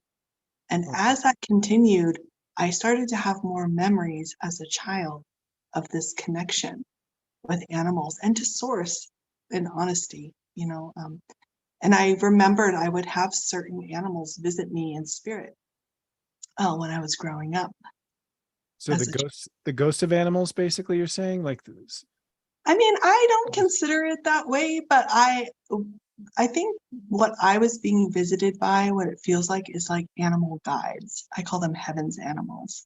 Oh, interesting. So, I really feel, and it took me actually a while to warm up to this, I'm not gonna lie, they're like, I had all these readings and this huge ability to communicate with animals was coming forward. And I had a totally different idea. I just survived cancer. I was like ready to help people do something totally different and heal in a different way. And yeah, I think that, you know, I was being guided and taught and protected and connected with, and I see them as more of like my animal guardians that were coming forward. That's powerful. It reminds me of Native Americans feeling they had a spirit animal in particular that sponsors their life. So it seems like it's along those lines. Yeah, and I learned that in Hawaiian, it's like an amakua or a totem there's, and you know, actually that also is something that I do, is not only connect with the animals on earth, but I help people connect and animals connect with their heaven's animals as well. Oh, that's fascinating. It's so cool. That is, I just see this image of you out in nature, like Mother Nature. What is communicating with animals like? Do you look at them and get pictures? Is there a knowing? Are there word translations? What is that experience like as a communicator? Well, you know, usually they give me an indicator that they're communicating with me. So that comes most often in the form of a number. So even if I'm at the park and I like see a dog and a dog is trying to communicate with me, which I follow spiritual law, right? And I'm not trying to like do a reading on someone that didn't give me permission. But sometimes the animals just want to say hello and want to be acknowledged and loved. And so they'll give me a number, and it's most likely their age. Huh. So I'll be like, how old's your dog? And they'll be like 8. And I'll be like, yep, okay, that's the number I was given. Or it's how long they've been with you, how old they were when you got them. There's something significant. Sometimes it's like how many pets are in the family, but usually after they give me the number and I ask, then I'm usually guided in actually what the number is. And it's that kind of confirmation that I get. But I see images, they show me images, like in a third eye kind of way. I have a knowing for sure. I get a knowing, something that your mind just otherwise would not be able to think of or know. And I hear audibly. And I also, they like to borrow my mouth. So that's more of like a channeling. So they borrow my voice and share their message. And it's so powerful for me, because the love just comes blasting through, because that's the first thing we want to communicate, of course, like when you get home after 9 hours and they're wagging their tail or whatever. Yeah, there's a lot of love there. That sounds really powerful and all comprehensive, actually. Especially the channeling part. I had no idea, but that makes a lot of sense. Because there's mediums that channel. So it's interesting. And so you feel where they're coming from is what you're saying when they're channeling through. You feel their love, you feel their emotions for the human. Yeah, or I can just feel that they're like funny, or they're wise, or you know, sometimes they can really bring forward their like soul's personality, and sometimes it's different than how they're physically displaying themselves, because you know, animals are here also, our companions, to help teach us, right? To help show us things like, you know, you really need to learn to be a leader and calm and assertive. So I'm going to be a crazy animal so that you can learn this ability. And to me, it's so deep and heart touching, because they're on their soul journey too. And they're willing to like misbehave and take on new lessons and all these things just to really help us to grow and learn and do what we need to do and step into ourselves. That's really fascinating. So it sounds like they have some sort of a mission. Do they have their own mission on Earth, their own agenda, and is that tied to the human that they're with? Can be, most likely, yeah. Or you know, I feel like the animals. Okay, so this was one thing that actually really surprised me as I started connecting to people, is so many people saw a photo of their pet or weren't even looking to get an animal companion, and they met their companion and knew in their heart that like this was it. And I just think that is so, so powerful. You know, it's like, I think we have that experience with humans sometimes in a different way. It's that, right? That relationship soul activating and all the good things you've done and all the lifetimes and everything showing up. It's like, have you ever met someone and you're like, feel like their best friend, you actually don't know their last name and you've only known them for 5 minutes? Yes. But I think everybody can identify with that, right? Yeah.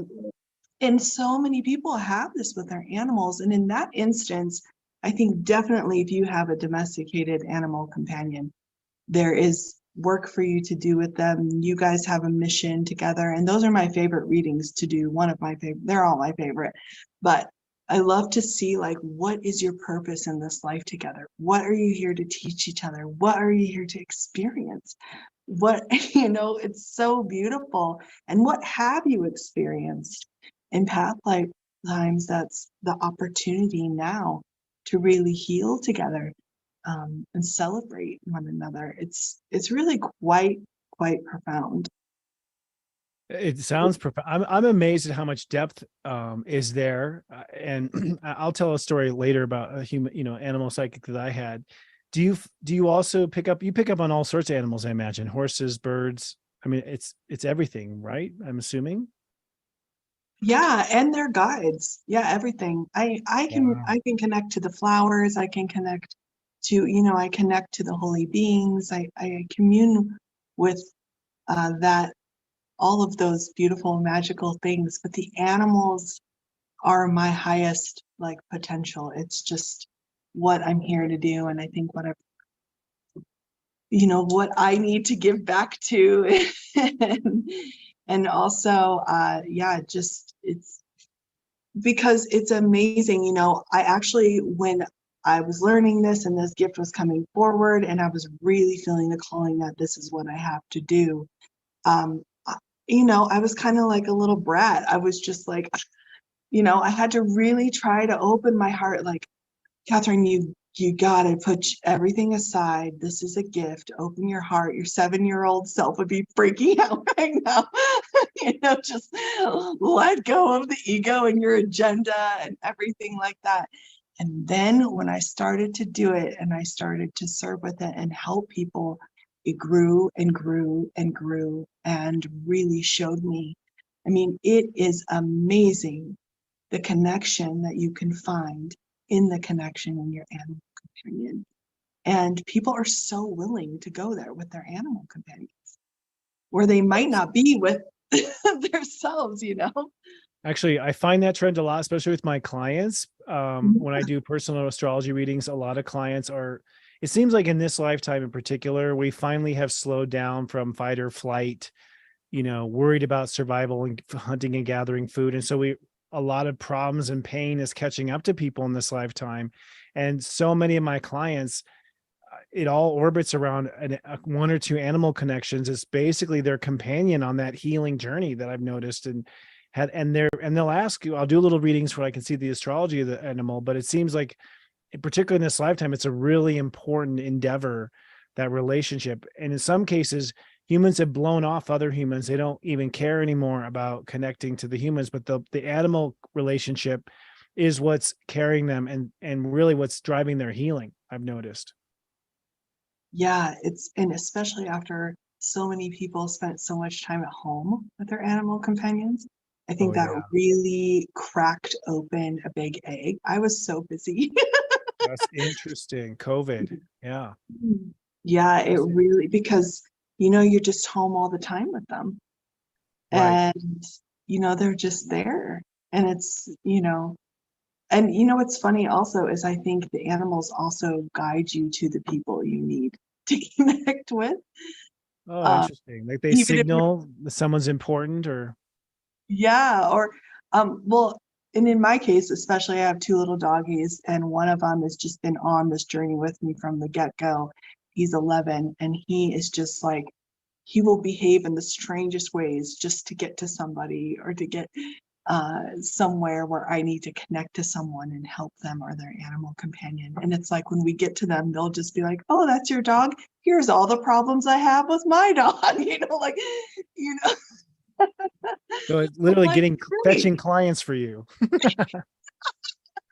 That's awesome. Or, there's people we need to connect with that we have made agreements to connect with, right? And serve or make good or whatever. And if I just stayed at home with my dog all the time, I wouldn't be able to do that. So it's like they get me out of the house. They get me connecting to the people I need to connect to.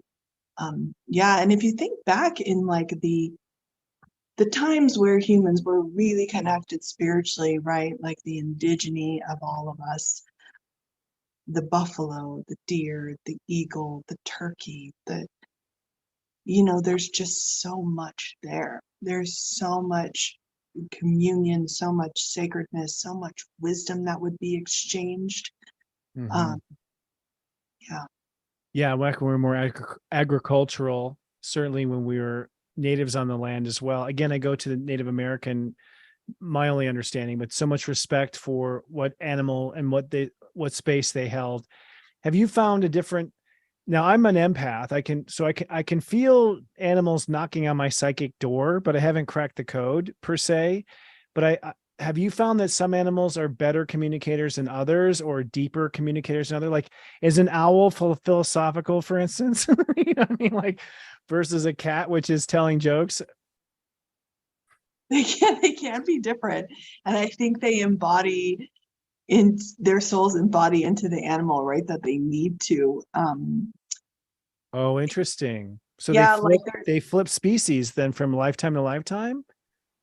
well, my opinion on it, just what I've received and kind of the teachings I connect to, because there's so many out there, is really that an animal can also come back as a human or may have been a human and needs to learn certain lessons. So they come back in this animal form where it's a little different, right? Their lifespan's not as long. They don't have the same free will.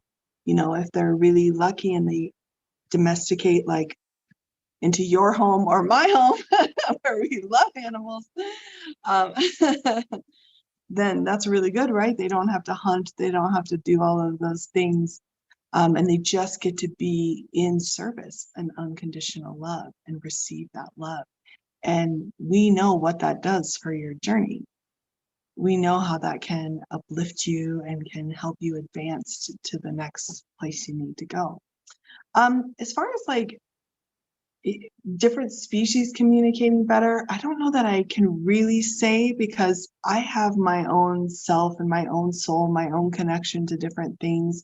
And also I'm still human. So sometimes, I need to purify more to be able to access, or maybe I need to do forgiveness with that animal so that I can open my heart to receive those messages, and that, that can flow better, if that makes sense. That makes total sense. Yeah, particularly maybe. I mean, So, I connect so awesome. I love owls. I love anything that flies, really. Dragons included. oh, cool. But yeah, sometimes it's a little hard, but I find that it's often connected to the human that's connected to the animal that I'm reading. Oh, got you. Got you. Mhm. So it's human centric as far as the animals can. It's for the purpose of a human animal connection, basically. Yeah, like sometimes, I feel blocked from the information because there's just some blockage somewhere. So it could be with the person who I'm reading for the animal. It could be between me and the person, between me and the animal. It could be a lesson I'm learning. It could be that I need to purify more. I mean, it doesn't happen very often. It flows pretty good, but sometimes, I'm a human being. So sometimes, I'm sure you've experienced this, where you kind of like, you try to stay out of the way as much as possible because that's the only job to do. But sometimes it can be a little more difficult. But I love reading horses. I read for a baby raccoon who got rescued. That was one of my favorite things. Oh, the elephants. Like I went to the zoo, which, you know, is right a mixed bag, right, of feelings. Yeah. And for Imagine. people and animals, but they just want to serve, and they're making people happy, you know, when they see them, and they're taken care of, and, you know, everything. They're just living a different journey. And I was at the zoo and I heard the seal talking to me. And so I went over to the, you know, seal pool and everything else. It's one of those where you could see underneath the water. Mm-hmm. And he told me something was in the water that needed to get out of the water. And Oh, so I was looking around, and there was like some big plastic thing that had fallen. The wind blew it or whatever. Someone threw it in there. And so I went and told, I almost ran up to the person and was like, the seal says it. I mean, and they're I like, see we got something another in one, the water. Charlie. Yeah. The seal said, So, yeah, that's funny. yeah. So, yeah. Do you connect to a specific animal, Chris? Well, obviously dogs and cats, you know, like I feel like I've heard their thoughts at times. I mean, my story is that I had a dog once who, I had an announcement that my horse was coming back as a dog, and I'm pretty sure my horse did come back as a dog. And I had past life memories of my horse back when I was, you know, I was a cowboy, when I was a knight. So I kind of feel like I have this ongoing relationship. So I swear I could read my dog would just tell me, like literally like focus on me and send me messages, but my mind would want to deny it, like no, you know, that kind of thing. But I did notice, like when I rode a horse for the first time, I could not believe just how wise and intelligent and deep and caring and aware the horse was, because I had been around horses when I was a kid before I was aware of my psychic abilities. And then once I, you know, came out of the closet and became, you know, and read human beings and got on a horse for the first time, I was blown away at how much telepathy was going on. Although I Yeah. couldn't necessarily diagnose it to a T, I could feel so much compatibility energy with the horse. So those are the two. But you know, whenever I see an animal in life, like if an animal makes its presence to me, like a hummingbird comes up to my window, or Right. an owl stays in my tree in my yard and hoots at me all day, I always feel like they're aware of me and there's a reason why they're there. So I do feel that simpatico as well. Yeah. It's Yeah. so beautiful. You know, I think more people are connected to their animals and receive those messages and have that intuition than they think they do. Yeah. Right. And, you know, sometimes the readings can be really validating that way, especially if animal has crossed over already, or, you know, crossed the rainbow bridge. And that's one of my favorite things, is to like really help people to nourish that connection and to build that trust, and to explore that and what that opens up in their connection to everyone, and that source connection within everyone and everything is so amazing. Yeah. It's profound. Do you so you assume believe that animals reincarnate alongside with human beings? I mean, that's been sort of a theory with Egyptians, you know, the idea of 9 lives, the cat will come back 9 times, or, you know, have you had evidence of that personally in your work?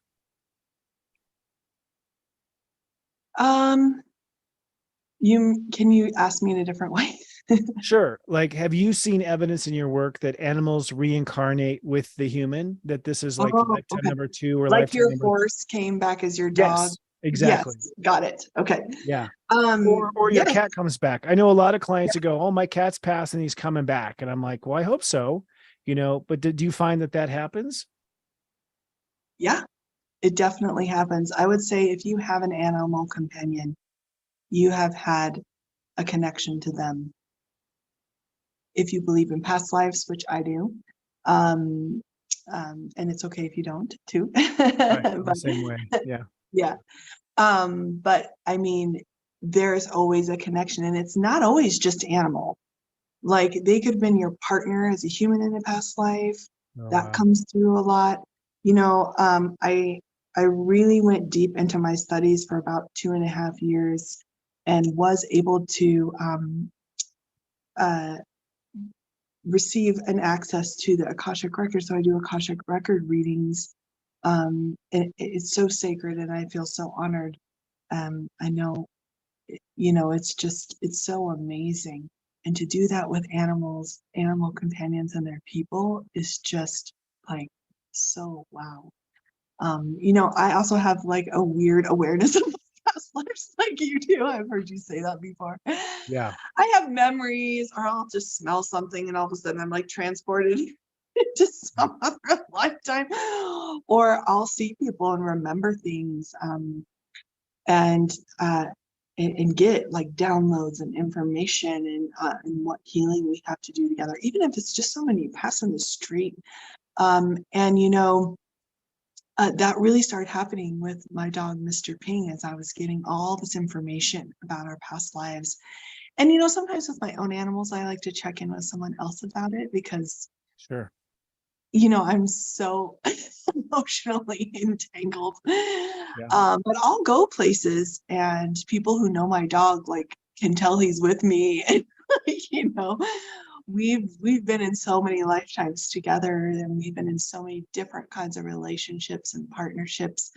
But often, like, an ex-husband will come back as a cat, or there's lots of different ways. Horse seems to be common. Like a lot of readings I do, the past life horse is come back as a dog or a cat or something like that, especially for, the people that I'm mostly connecting to are really open spiritual people who really want to connect, right, to their animal companion and already feel that tug that it's there, but need some validation or some wisdom, some more opening up and connection. And it's really, really powerful.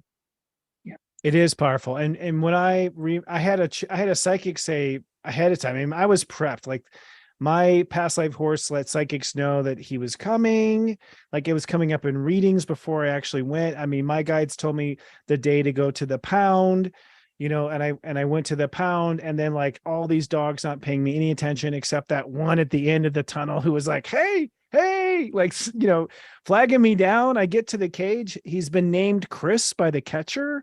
So I was just like, oh my God, you can't get more literal. It's like, his name is Chris. Literally has your name on it. Literally had my name on it. Like, and I was guided completely to the whole relationship. And what I was told, I'm not sure by which cycle or is that people used to be close to horses for a long time, for centuries. And we stopped having horses. So they now have to come, as this psychic told me, they have to come back as cats or dogs if they want to continue the relationship, because we just don't keep horses anymore, which I thought was really fascinating. Well, and horses, were such a part of that spiritual journey when we were on it too. That Yes. voyage that, Yes. and I definitely feel that way about all of the animals in my household, specifically my oldest dog. Like, he is on this journey. He is my partner on this journey. He is so committed to his spiritual journey. It almost makes me laugh. Like, he'll come in and puff at me if I need to be meditating, or if, Oh, wow. He's very serious. He actually came to the meditation center that I was studying at in Hawaii as a tiny 1.5-pound little dog. And that's how, serious he was, is like, he's this big and he's being taken to like the source, like, where people are gathering and meditating. And, he would go to those meditations with me for like 14 hours and he would just sit like, and he's a Chihuahua. So it's really interesting. He's embodied in this little, tiny container where he has really taught me so much compassion, and I've just learned so much from him. And then last year I adopted a dog. It was similar to what you're talking about.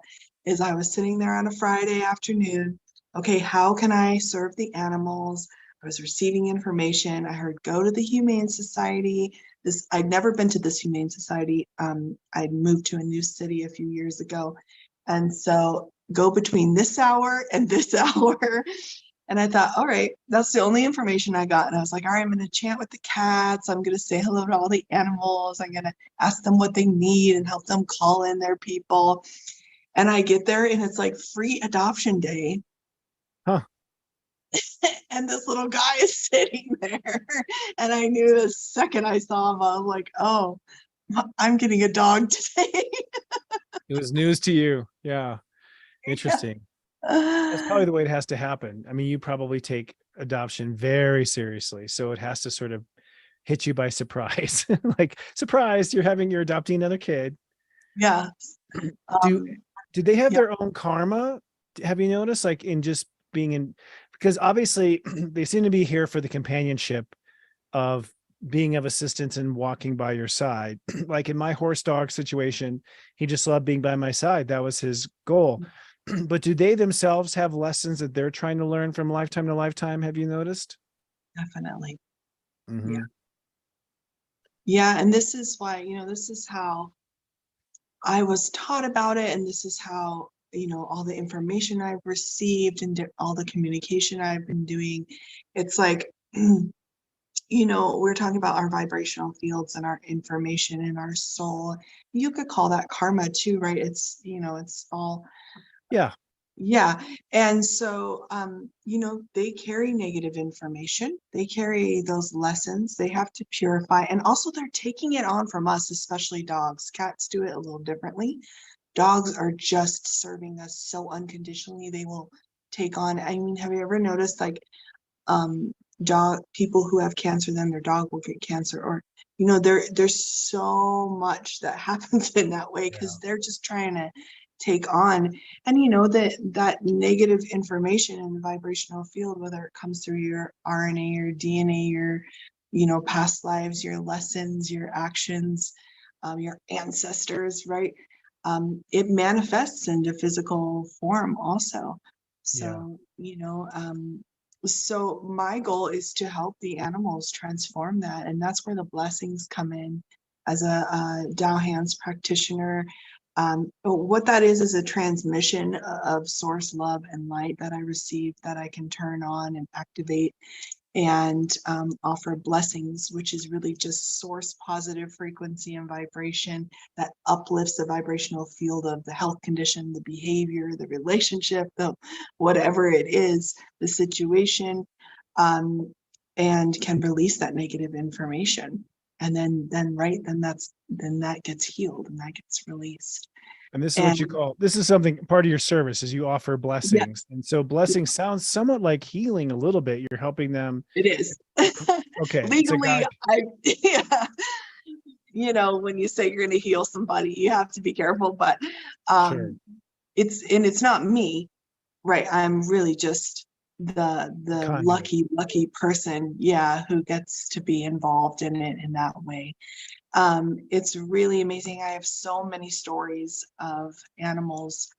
The one thing I've noticed, Christopher, is, if I'm going to offer somebody like a human a blessing, right?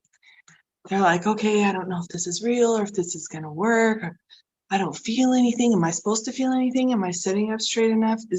And the animals don't do that. They're just like, they feel because they are masters at communicating in frequency and vibration. This is what they do. This is all that they do.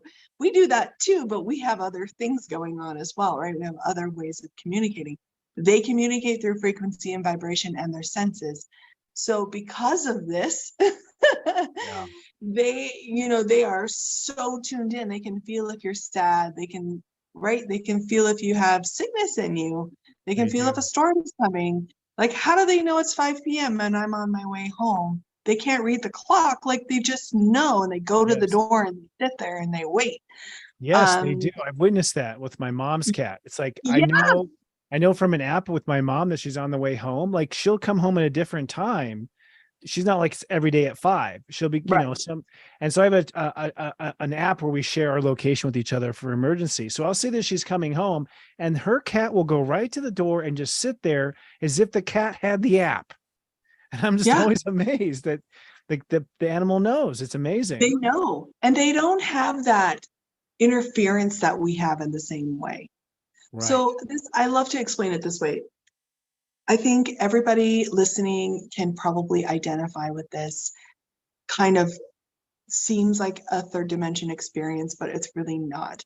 So if you ever felt like someone's just popped in your head, or you just thought about someone, or you thought about them with your heart and they call you, or you run into them. Yeah, they text you. Like, Yeah. that's the soul connection. That's that Yes. connection. And the animals have it on lock. Like, they're so good at it. Yeah. And this is why if you see animals running, like, follow them, because they know what's going on. Go where they're going. Yeah, and they seem to have supernatural ability with like earthquakes Yeah. and storms coming in. What do you feel that is? That's not relationship based. That seems like Mother Nature connection. It seems like they have an Yeah. intuitive connection to Mother Earth. Yeah. I mean, I think it's all that communication. It's that frequency and vibration. It's that soul level. It's that, I lived in Hawaii for a long time, and aloha, Hawaii viewers, we love you, sending you lots of love. So my dog's Hawaiian, but he's little. So one day when anything starts to happen, he wants to get high. He tries to climb the walls, climb the everything. And he was just trying to get up on all of the things I had, like my dresser and everything. And I was like, buddy, what is going on? And he said, Mother Earth is shaking. And I was like, Wow. I couldn't feel it at all. And I was like, really? What do I said, okay, well, and then so I said, what do you need? And I was helping him. And then later I learned at that time that an earthquake was happening in the ocean. Wow. Yeah, it was so subtle, we couldn't really feel it, but he knew what was happening. That is fascinating. And sometimes with rescue too, that they seem to know when there's danger. They seem to sense, they know when there's a bad guy at the door versus like when will the dog bark at the door and not bark at the door? There's a real deeper understanding versus just someone's here. It seems like that there's a knowing. Well, and my explanation of that is soul communication. And I guess that's why, that, and that's kind of like, the words that were used for me when I was like really opening this ability and getting support with it. But I really feel like that is a really good way to say it, because soul is all of that, right? It's everything. It's that spiritual, it's that, quantum, information that we all feel, that we share, that like, have you ever, you met someone and you instantly connect to them, you're talking about? Well, sometimes you meet someone and you're like, I don't know, I need to like take a minute with this person.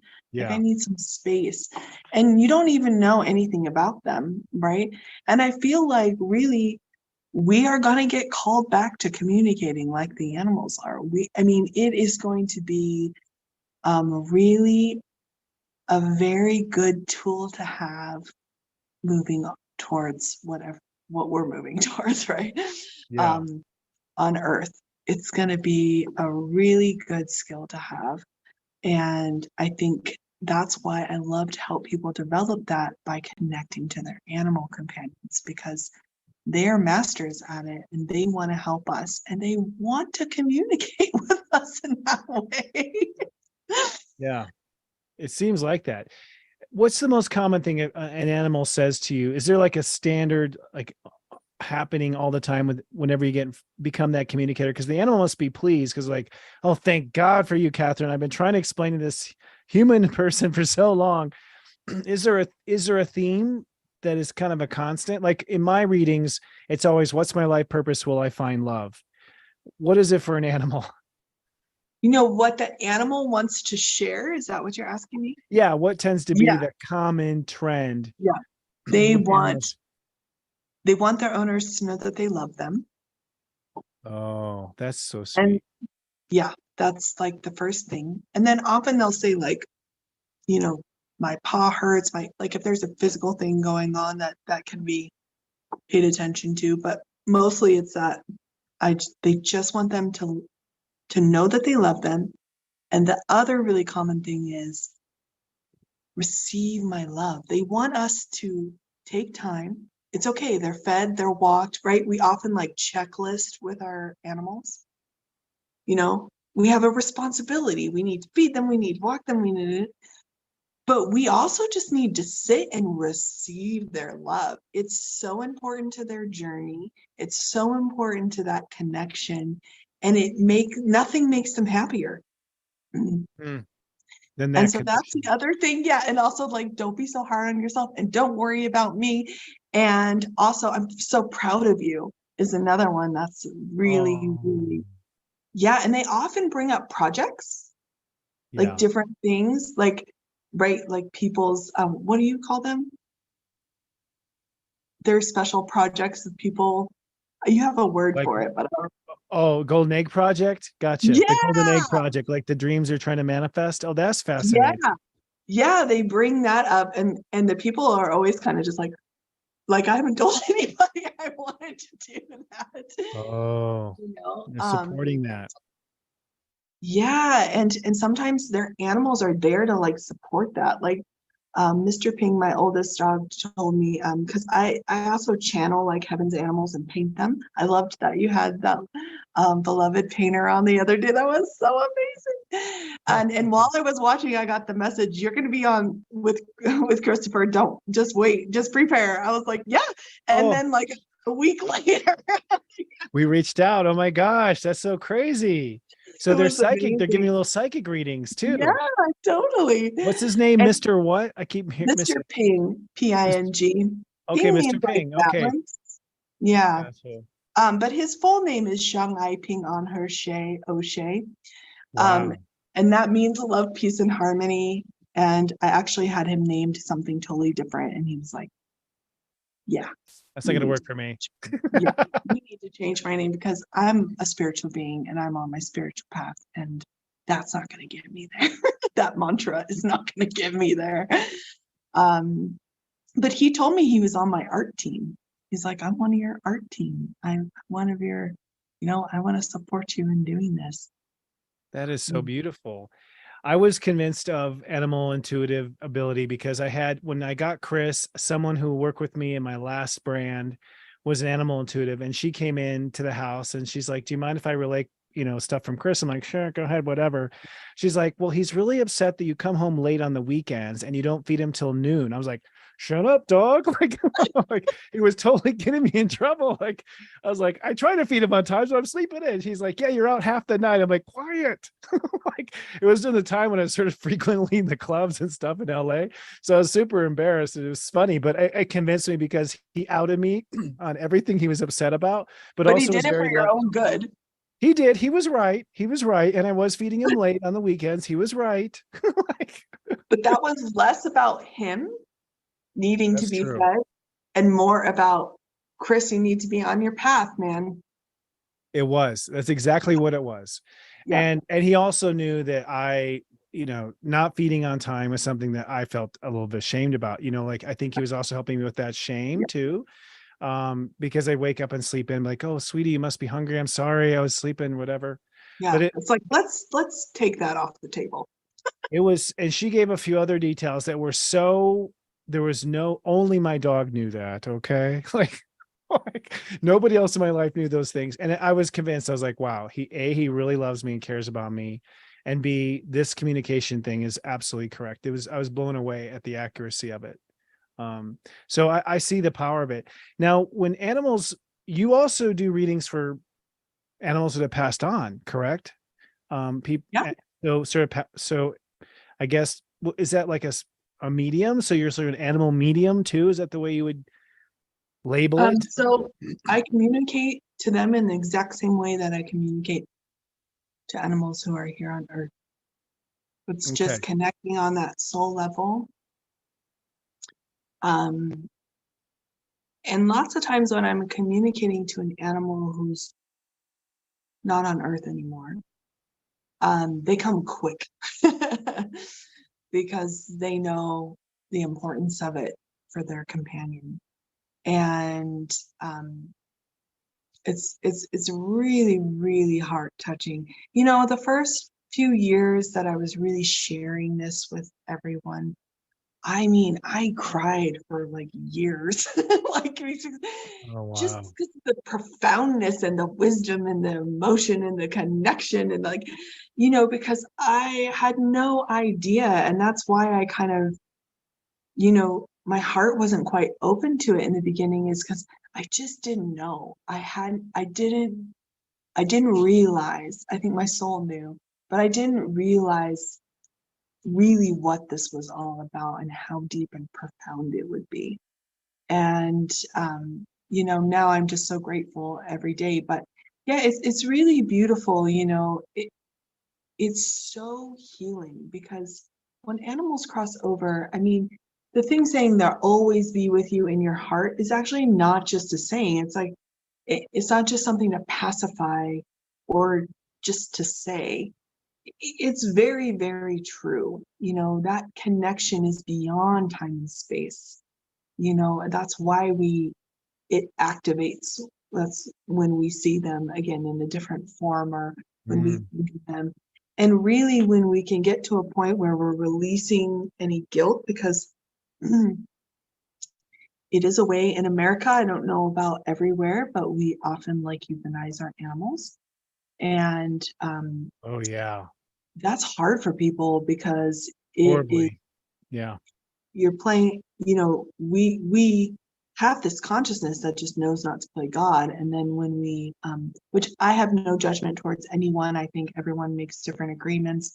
I have my own wisdom and everything I've received around that, which is connected to my service of helping to open up another pathway for that really actually sacred time to happen and occur, and for it to be very joyful and deep and beautiful for everyone. But we're not quite there yet, and that's fine too. Mm. But there's a lot that goes on with the way that we're doing things, and it can be really so hard, and it can physically manifest in really harmful ways in the human.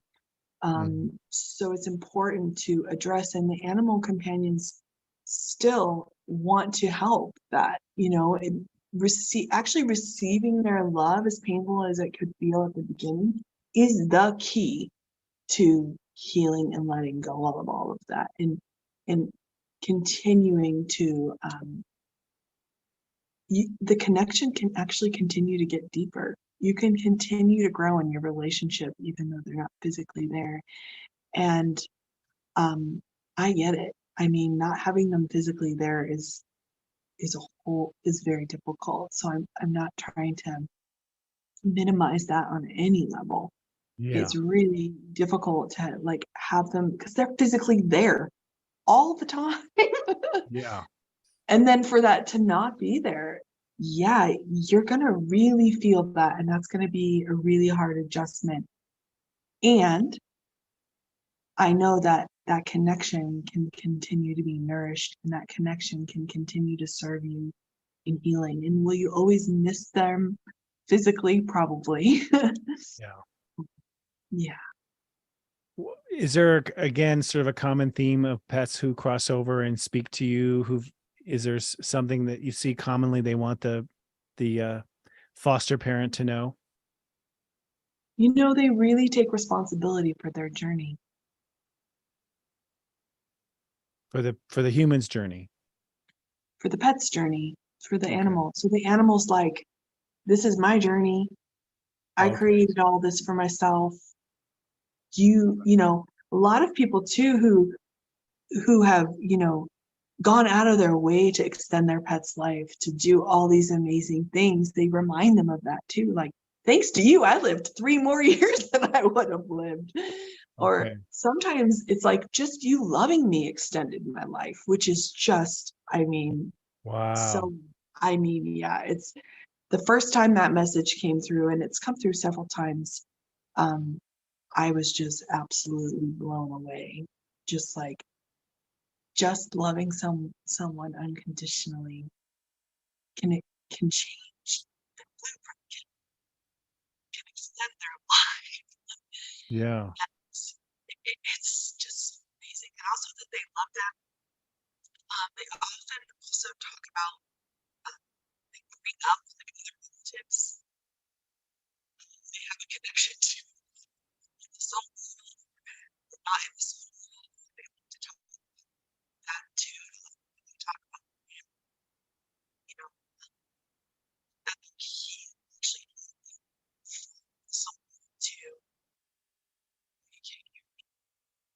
think I had a little sound issue happen here with you at the very end here for some reason. Yeah, we're having a little sound issue with Catherine. Maybe turn on and off your mic. Oh.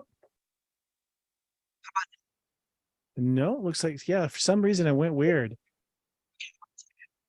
It's almost like Mercury station direct today, so that's kind of a weird thing. Maybe, I don't know if you have the ability to change your, go ahead, say. Can you hear me now? Yes, yay. So for some reason, that last paragraph got interrupted. I don't know if some horse ghost came blowing through here or something. Trying to take over the broadcast and channel through you, but a horse is a horse. Of course. What was the last thing you said, Catherine? I'm sorry. Do you remember? It had to do, I think we're speaking to I'm in flow, so I have no idea. Sure. We were talking about taking responsibility, but it seems, I'll just switch topics here real quickly then and go from that topic. It seems that sometimes the reading is more for the human than it is for the animal. It seems like, I mean, do you find that sometimes it's an animal conspiracy to heal their step parent? Yeah. I mean, here's the thing. You heal the animal, you heal the human. It's not a separate situation or transaction. Wow. And that's the thing that I'm actually getting tears in my eyes just thinking about it. That's when that moment actually hit me and I understood and was able to be more grateful for actually what my, this part of my calling in life. Because I felt like, oh, so I get to be the animal communicator. Like, no one's going to take me seriously, but it's actually not the truth at all. And it doesn't matter anyway, but the healing that people feel when I do, especially like an hour session with somebody, I mean, people, will say like, that changed my whole life, and this is the teamwork. This is the unconditional service. This is the unconditional love. This is that soul connection from lifetimes. These are those agreements we've made with the souls who come back as our dog and our cat. And they know they have a short period of time, right? With us normally. So it definitely is healing for both. There's no separation in it at all. And so I was like, oh, the pets are just like the access to the humans. Yes. And so everybody's healing, and this is actually the best possible service. And then my soul is just so happy, and then I'm like, oh, now I get it. And I was really, I really just had to like bow my head and just be really, really, really grateful. It's so heart touching. And I have so many stories, and it's just, when you think about over the years and all the pets, and sometimes it's just one time, and sometimes you work with someone for a long time, and sometimes, oftentimes I'll start working with someone because of their animal companion, and then end up just working only with the human, actually. Okay, interesting. Yeah. Because that was the gateway of safety and, the referral, basically. Yeah, it's, because they are, like you said, they are that connection to source. They are that connection to spirit. I don't know if you exactly said that, but you did, They are that intuitive. They are that connected to Mother Earth. They know when Mother Earth is shaking. They know when fires are coming. They know when whatever is happening, they know what's happening. Sometimes animals even react. I've had a few readings, not a lot, where it's like all of a sudden their animal companion, like their dog, would just really have a hard time when that people would come into, or a specific person would come into their house. And what came out of it was they shared that some animals, but in this case, the dog was so sensitive, right, into that vibrational connection, that information tapping into those fields, just that way of communicating, that even if the human was having a bunch of negative thoughts and walked into the room, it's like a monster walked into the room. Okay. Sometimes it's Because just a that human suffering lower, or something. Yeah. yeah, because that is that's a lower vibration, right? It's negative information, and they can sense that so quickly. And so yeah, it's just really interesting. And then they give a lot of information of like what to do and how to resolve this, and all these things. It's just really, really, animals carry deep, deep, deep wisdom. It seems like they do. And my dog was teaching me, like I said, my Chris the horse was teaching me. Did you keep his name as Chris? I mean, I named him Chris. I kept the name. I was just like, okay, I think we're two peas in a pod. I'm Christopher, he was Chris, so there was separation. You're like, I'm Christopher.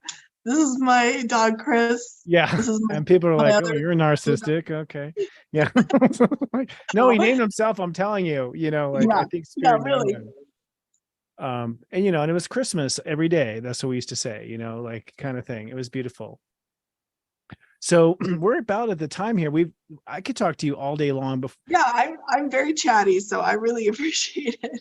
No, we love it. And I've been watching the comments as well. I want to just end this real quickly. Our director, Sarah, has her little kitty with her. And I thought it'd be awesome if you were okay with it to just do a quick little check-in with her kitty cat and Sarah. So Sarah, if you'd like to come on with your kitty, we'll just kind of show how Catherine works here. Oh, here we are. All right. And hi, everyone. Thank you so much for listening and allowing me into your life this evening. I'm so grateful. I don't see Sarah. Oh, you don't see Sarah? Okay. So in the Zoom. I see. Okay. Yeah. We just see her mouth down. That's where the cat. There she is. And this is Moo? This is Moo Moo. Moo Moo. Oh, looked right up. I mean, that's the picture right there. You outfit coordinated and everything. Oh yeah. Yeah. My little Gemini. So is there anything you want to know or ask Moo, or anything you want to share with any of us? Well, he just got dental surgery. And kind of just want to check in on how he's doing. So, Christopher asked me if it would be okay to do this reading ahead of time. And while he was kind of talking to everybody, Moo Moo was like connecting to me already when we were stage. And is Moo Moo a boy or a girl? He's a princess. He's a princess. Right. He's a he. Okay.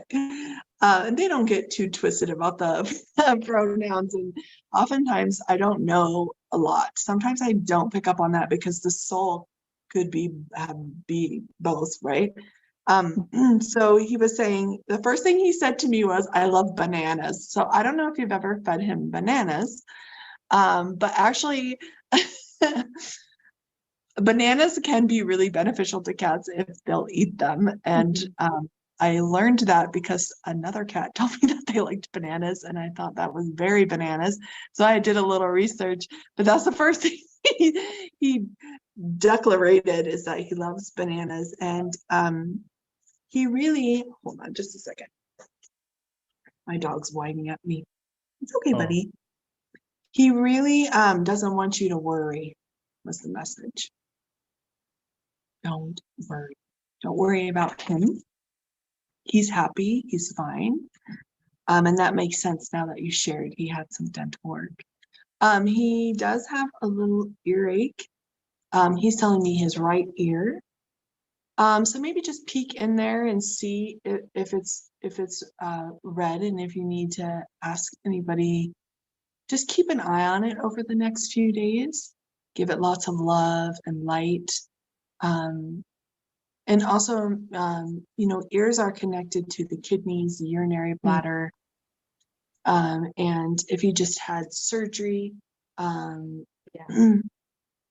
cats have lots of kidney and urinary bladder, water element stuff happen with him. He's okay, but just keep an eye on his ear, and if anything starts to happen with it, or we can give him a blessing for it if you're okay with that too, and for recovery, and just to release anything that could be residual there from the procedure that he had.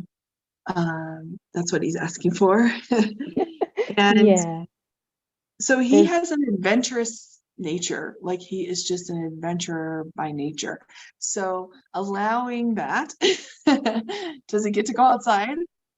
I do let him outside supervised, but he does have to come back in every 5 minutes or so and check in, or I have to see him. You know what I mean? Like he wants to go outside the fence and he's not allowed outside the fence. Okay. Well, that's okay. Just allowing him to continue to do that.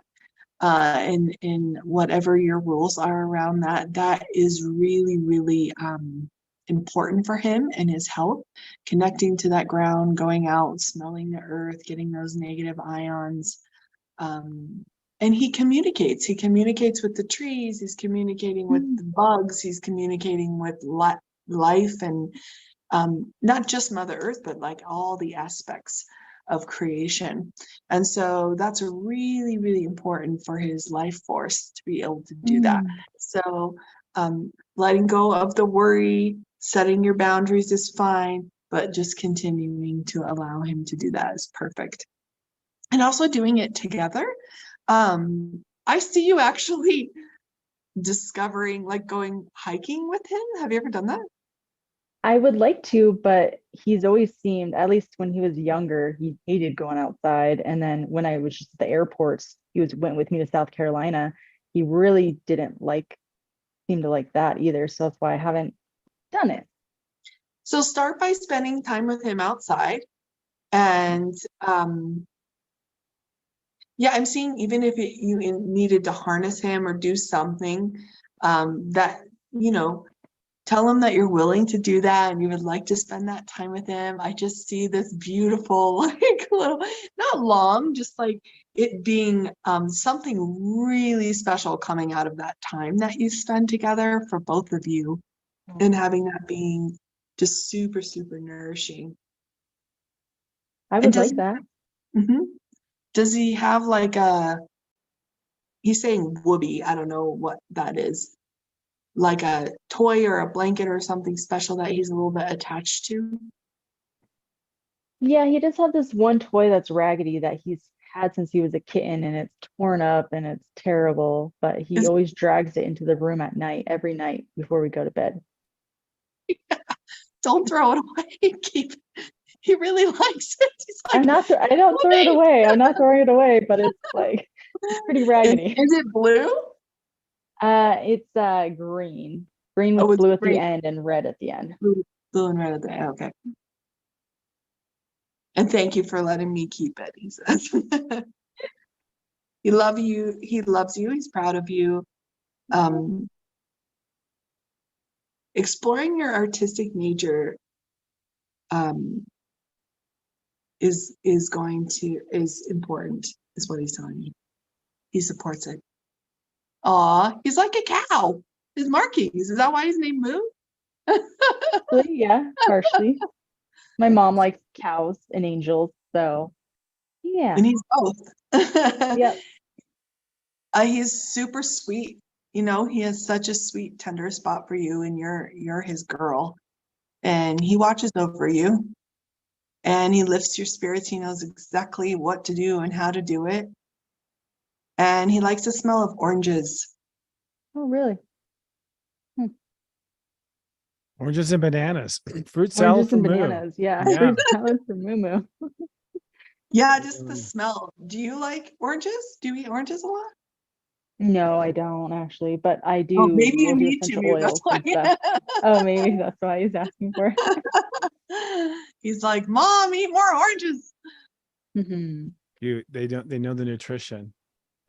Well, I know he's been upset with me because I have to give him a syringe with his healing, and so I'm trying to get creative with how I give it to him, but I know he hates it, and because it tastes gross. I tasted it and I was like, ugh. But I just. So dear the soul, you just say, dear the soul of Mumu, or dear my beloved Mumu, I love you so much, honor you, I appreciate you. I offer you my love and gratitude, and I need to do this for you. I need your cooperation so that you can get better, so that, you can heal faster. And, please cooperate with me. And what would he need? Treats. Treats. I did discover that if I put it in his favorite food with a whole bunch of other like little powders that are tasteful, he'll eat it. Yeah, I'm seeing like soft, those like tubes where they have the soft, yummy treats. Yeah. That's what I'm seeing. And also he says use a soft voice when you give it to me. Use a soft voice when what? When you give it to me. Just use a Oh, soft okay. voice. I'll use a soft voice. Make it a gentle, experience. That will help you feel less stressed about doing it too. Yeah. It can just be like a special thing that you do together for the time being. It won't be forever either, Moo. It's not going to be forever. No, it's Right? only 7 more days. Yeah, no problem. You got this. You're a warrior. He's definitely a ham. He has no problem being on camera. So, well, thank you, Moo, for letting us interview you today. We appreciate that. Thank you, Sarah, for sharing your kitty kid. Thank with you, Moo. us. Good We job, buddy. appreciate Thank it. you, Sarah. Bye, you guys. Thank you. And his message for everybody is keep your chin up, open your heart, don't let it get you down. Yeah, because he says everyone's going through lots of transformation right now, not just you. Wow. Cat wisdom there. Catherine, how can we get in touch with you? You have a YouTube channel, yes? Is that I do correct? have a YouTube channel, and I just am also, I was guided to create, so I used to go live on YouTube and Facebook really regularly for a long time. And I'll still pop in and out sometimes, but I was guided to create a Facebook group as well, which I know not everybody's on Facebook, but you can join this group, and it's going to be more of a container where I'm going to be doing weekly live readings, and we can all share beautiful pictures of our pets and really build this connection, get to know each other. I'll share tips on how to build that connection, share stories and experiences, and just, allow ourselves to be with the other people who want to go there.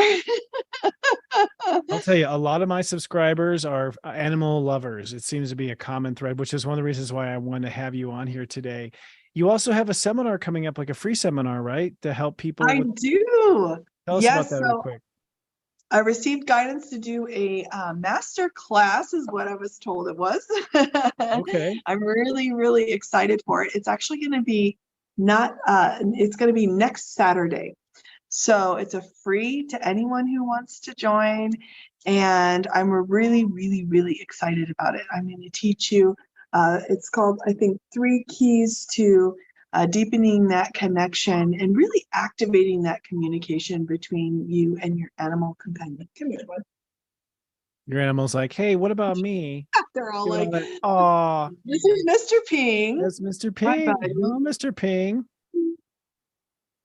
He is also a Taurus. Oh, I love him already. Hey, buddy. And I would just love for everyone to join this. When we get together in a group and we do this together, this masterclass is going to be awesome. And I love what comes through. And usually I end up learning so much as well. So put that in your calendar, sign up. Yeah, you can register for free. You can go to my website also if you're interested in doing a session with me or checking out what my other offers are. And I am going to be starting a program that I'm very excited with. I've done little mini versions of this class, this course that I'm going to do. And I really been taken away, just blown away by what everyone has experienced and what actually gets delivered and what occurs when we really go deeper. Part of it, is the blessings, the techniques, the just opening your heart, the trusting, and getting a reading can just really, really change and shift and create that shift in that connection. I've had people tell me, like, I actually didn't think I could love my dog any more than I do, but I actually do. Yeah, it seems like it really deepens. I felt so much closer after getting an intuitive reading when Chris was around. It makes you realize you've been heard. That's the biggest thing. Like, oh, they've been listening the whole time. They've been paying attention the whole time. You think they understand you, but after a reading, you know they do. Yeah, and there's something about that just opens your heart to everything, right? The universe, just like you're not alone. And I really, really appreciate you sharing about your relationship with Chris. I know I'm not the only one who was really touched by that. It's so cool. Oh, my pleasure. Well, I think he'd want me to. So, well, Catherine, thank you so much. Thank you and Mr. Ping for coming on. And I know we're going to have a lot of people showing up in your webinar. We've also posted your Facebook group in the comments, folks. Look to Noelle W's comments. She's been pasting your URL and your Facebook group as well. Yeah. And we have a QR code here on the screen for the Soul Light Pet Services Masterclass. I'd love to have you back on again in the future, Catherine, and see what's going on. Maybe we can talk about what all the animals are talking about with the new age. I'd love to hear their perspective on where Earth is going. That'd be a neat direction to go next. Yeah, we should do some channeling and hear from them. That would be awesome. I would love to. And this is Mr. Ping, but oh, we lost her, I guess. Okay. Well, that was an abrupt ending, but still fine.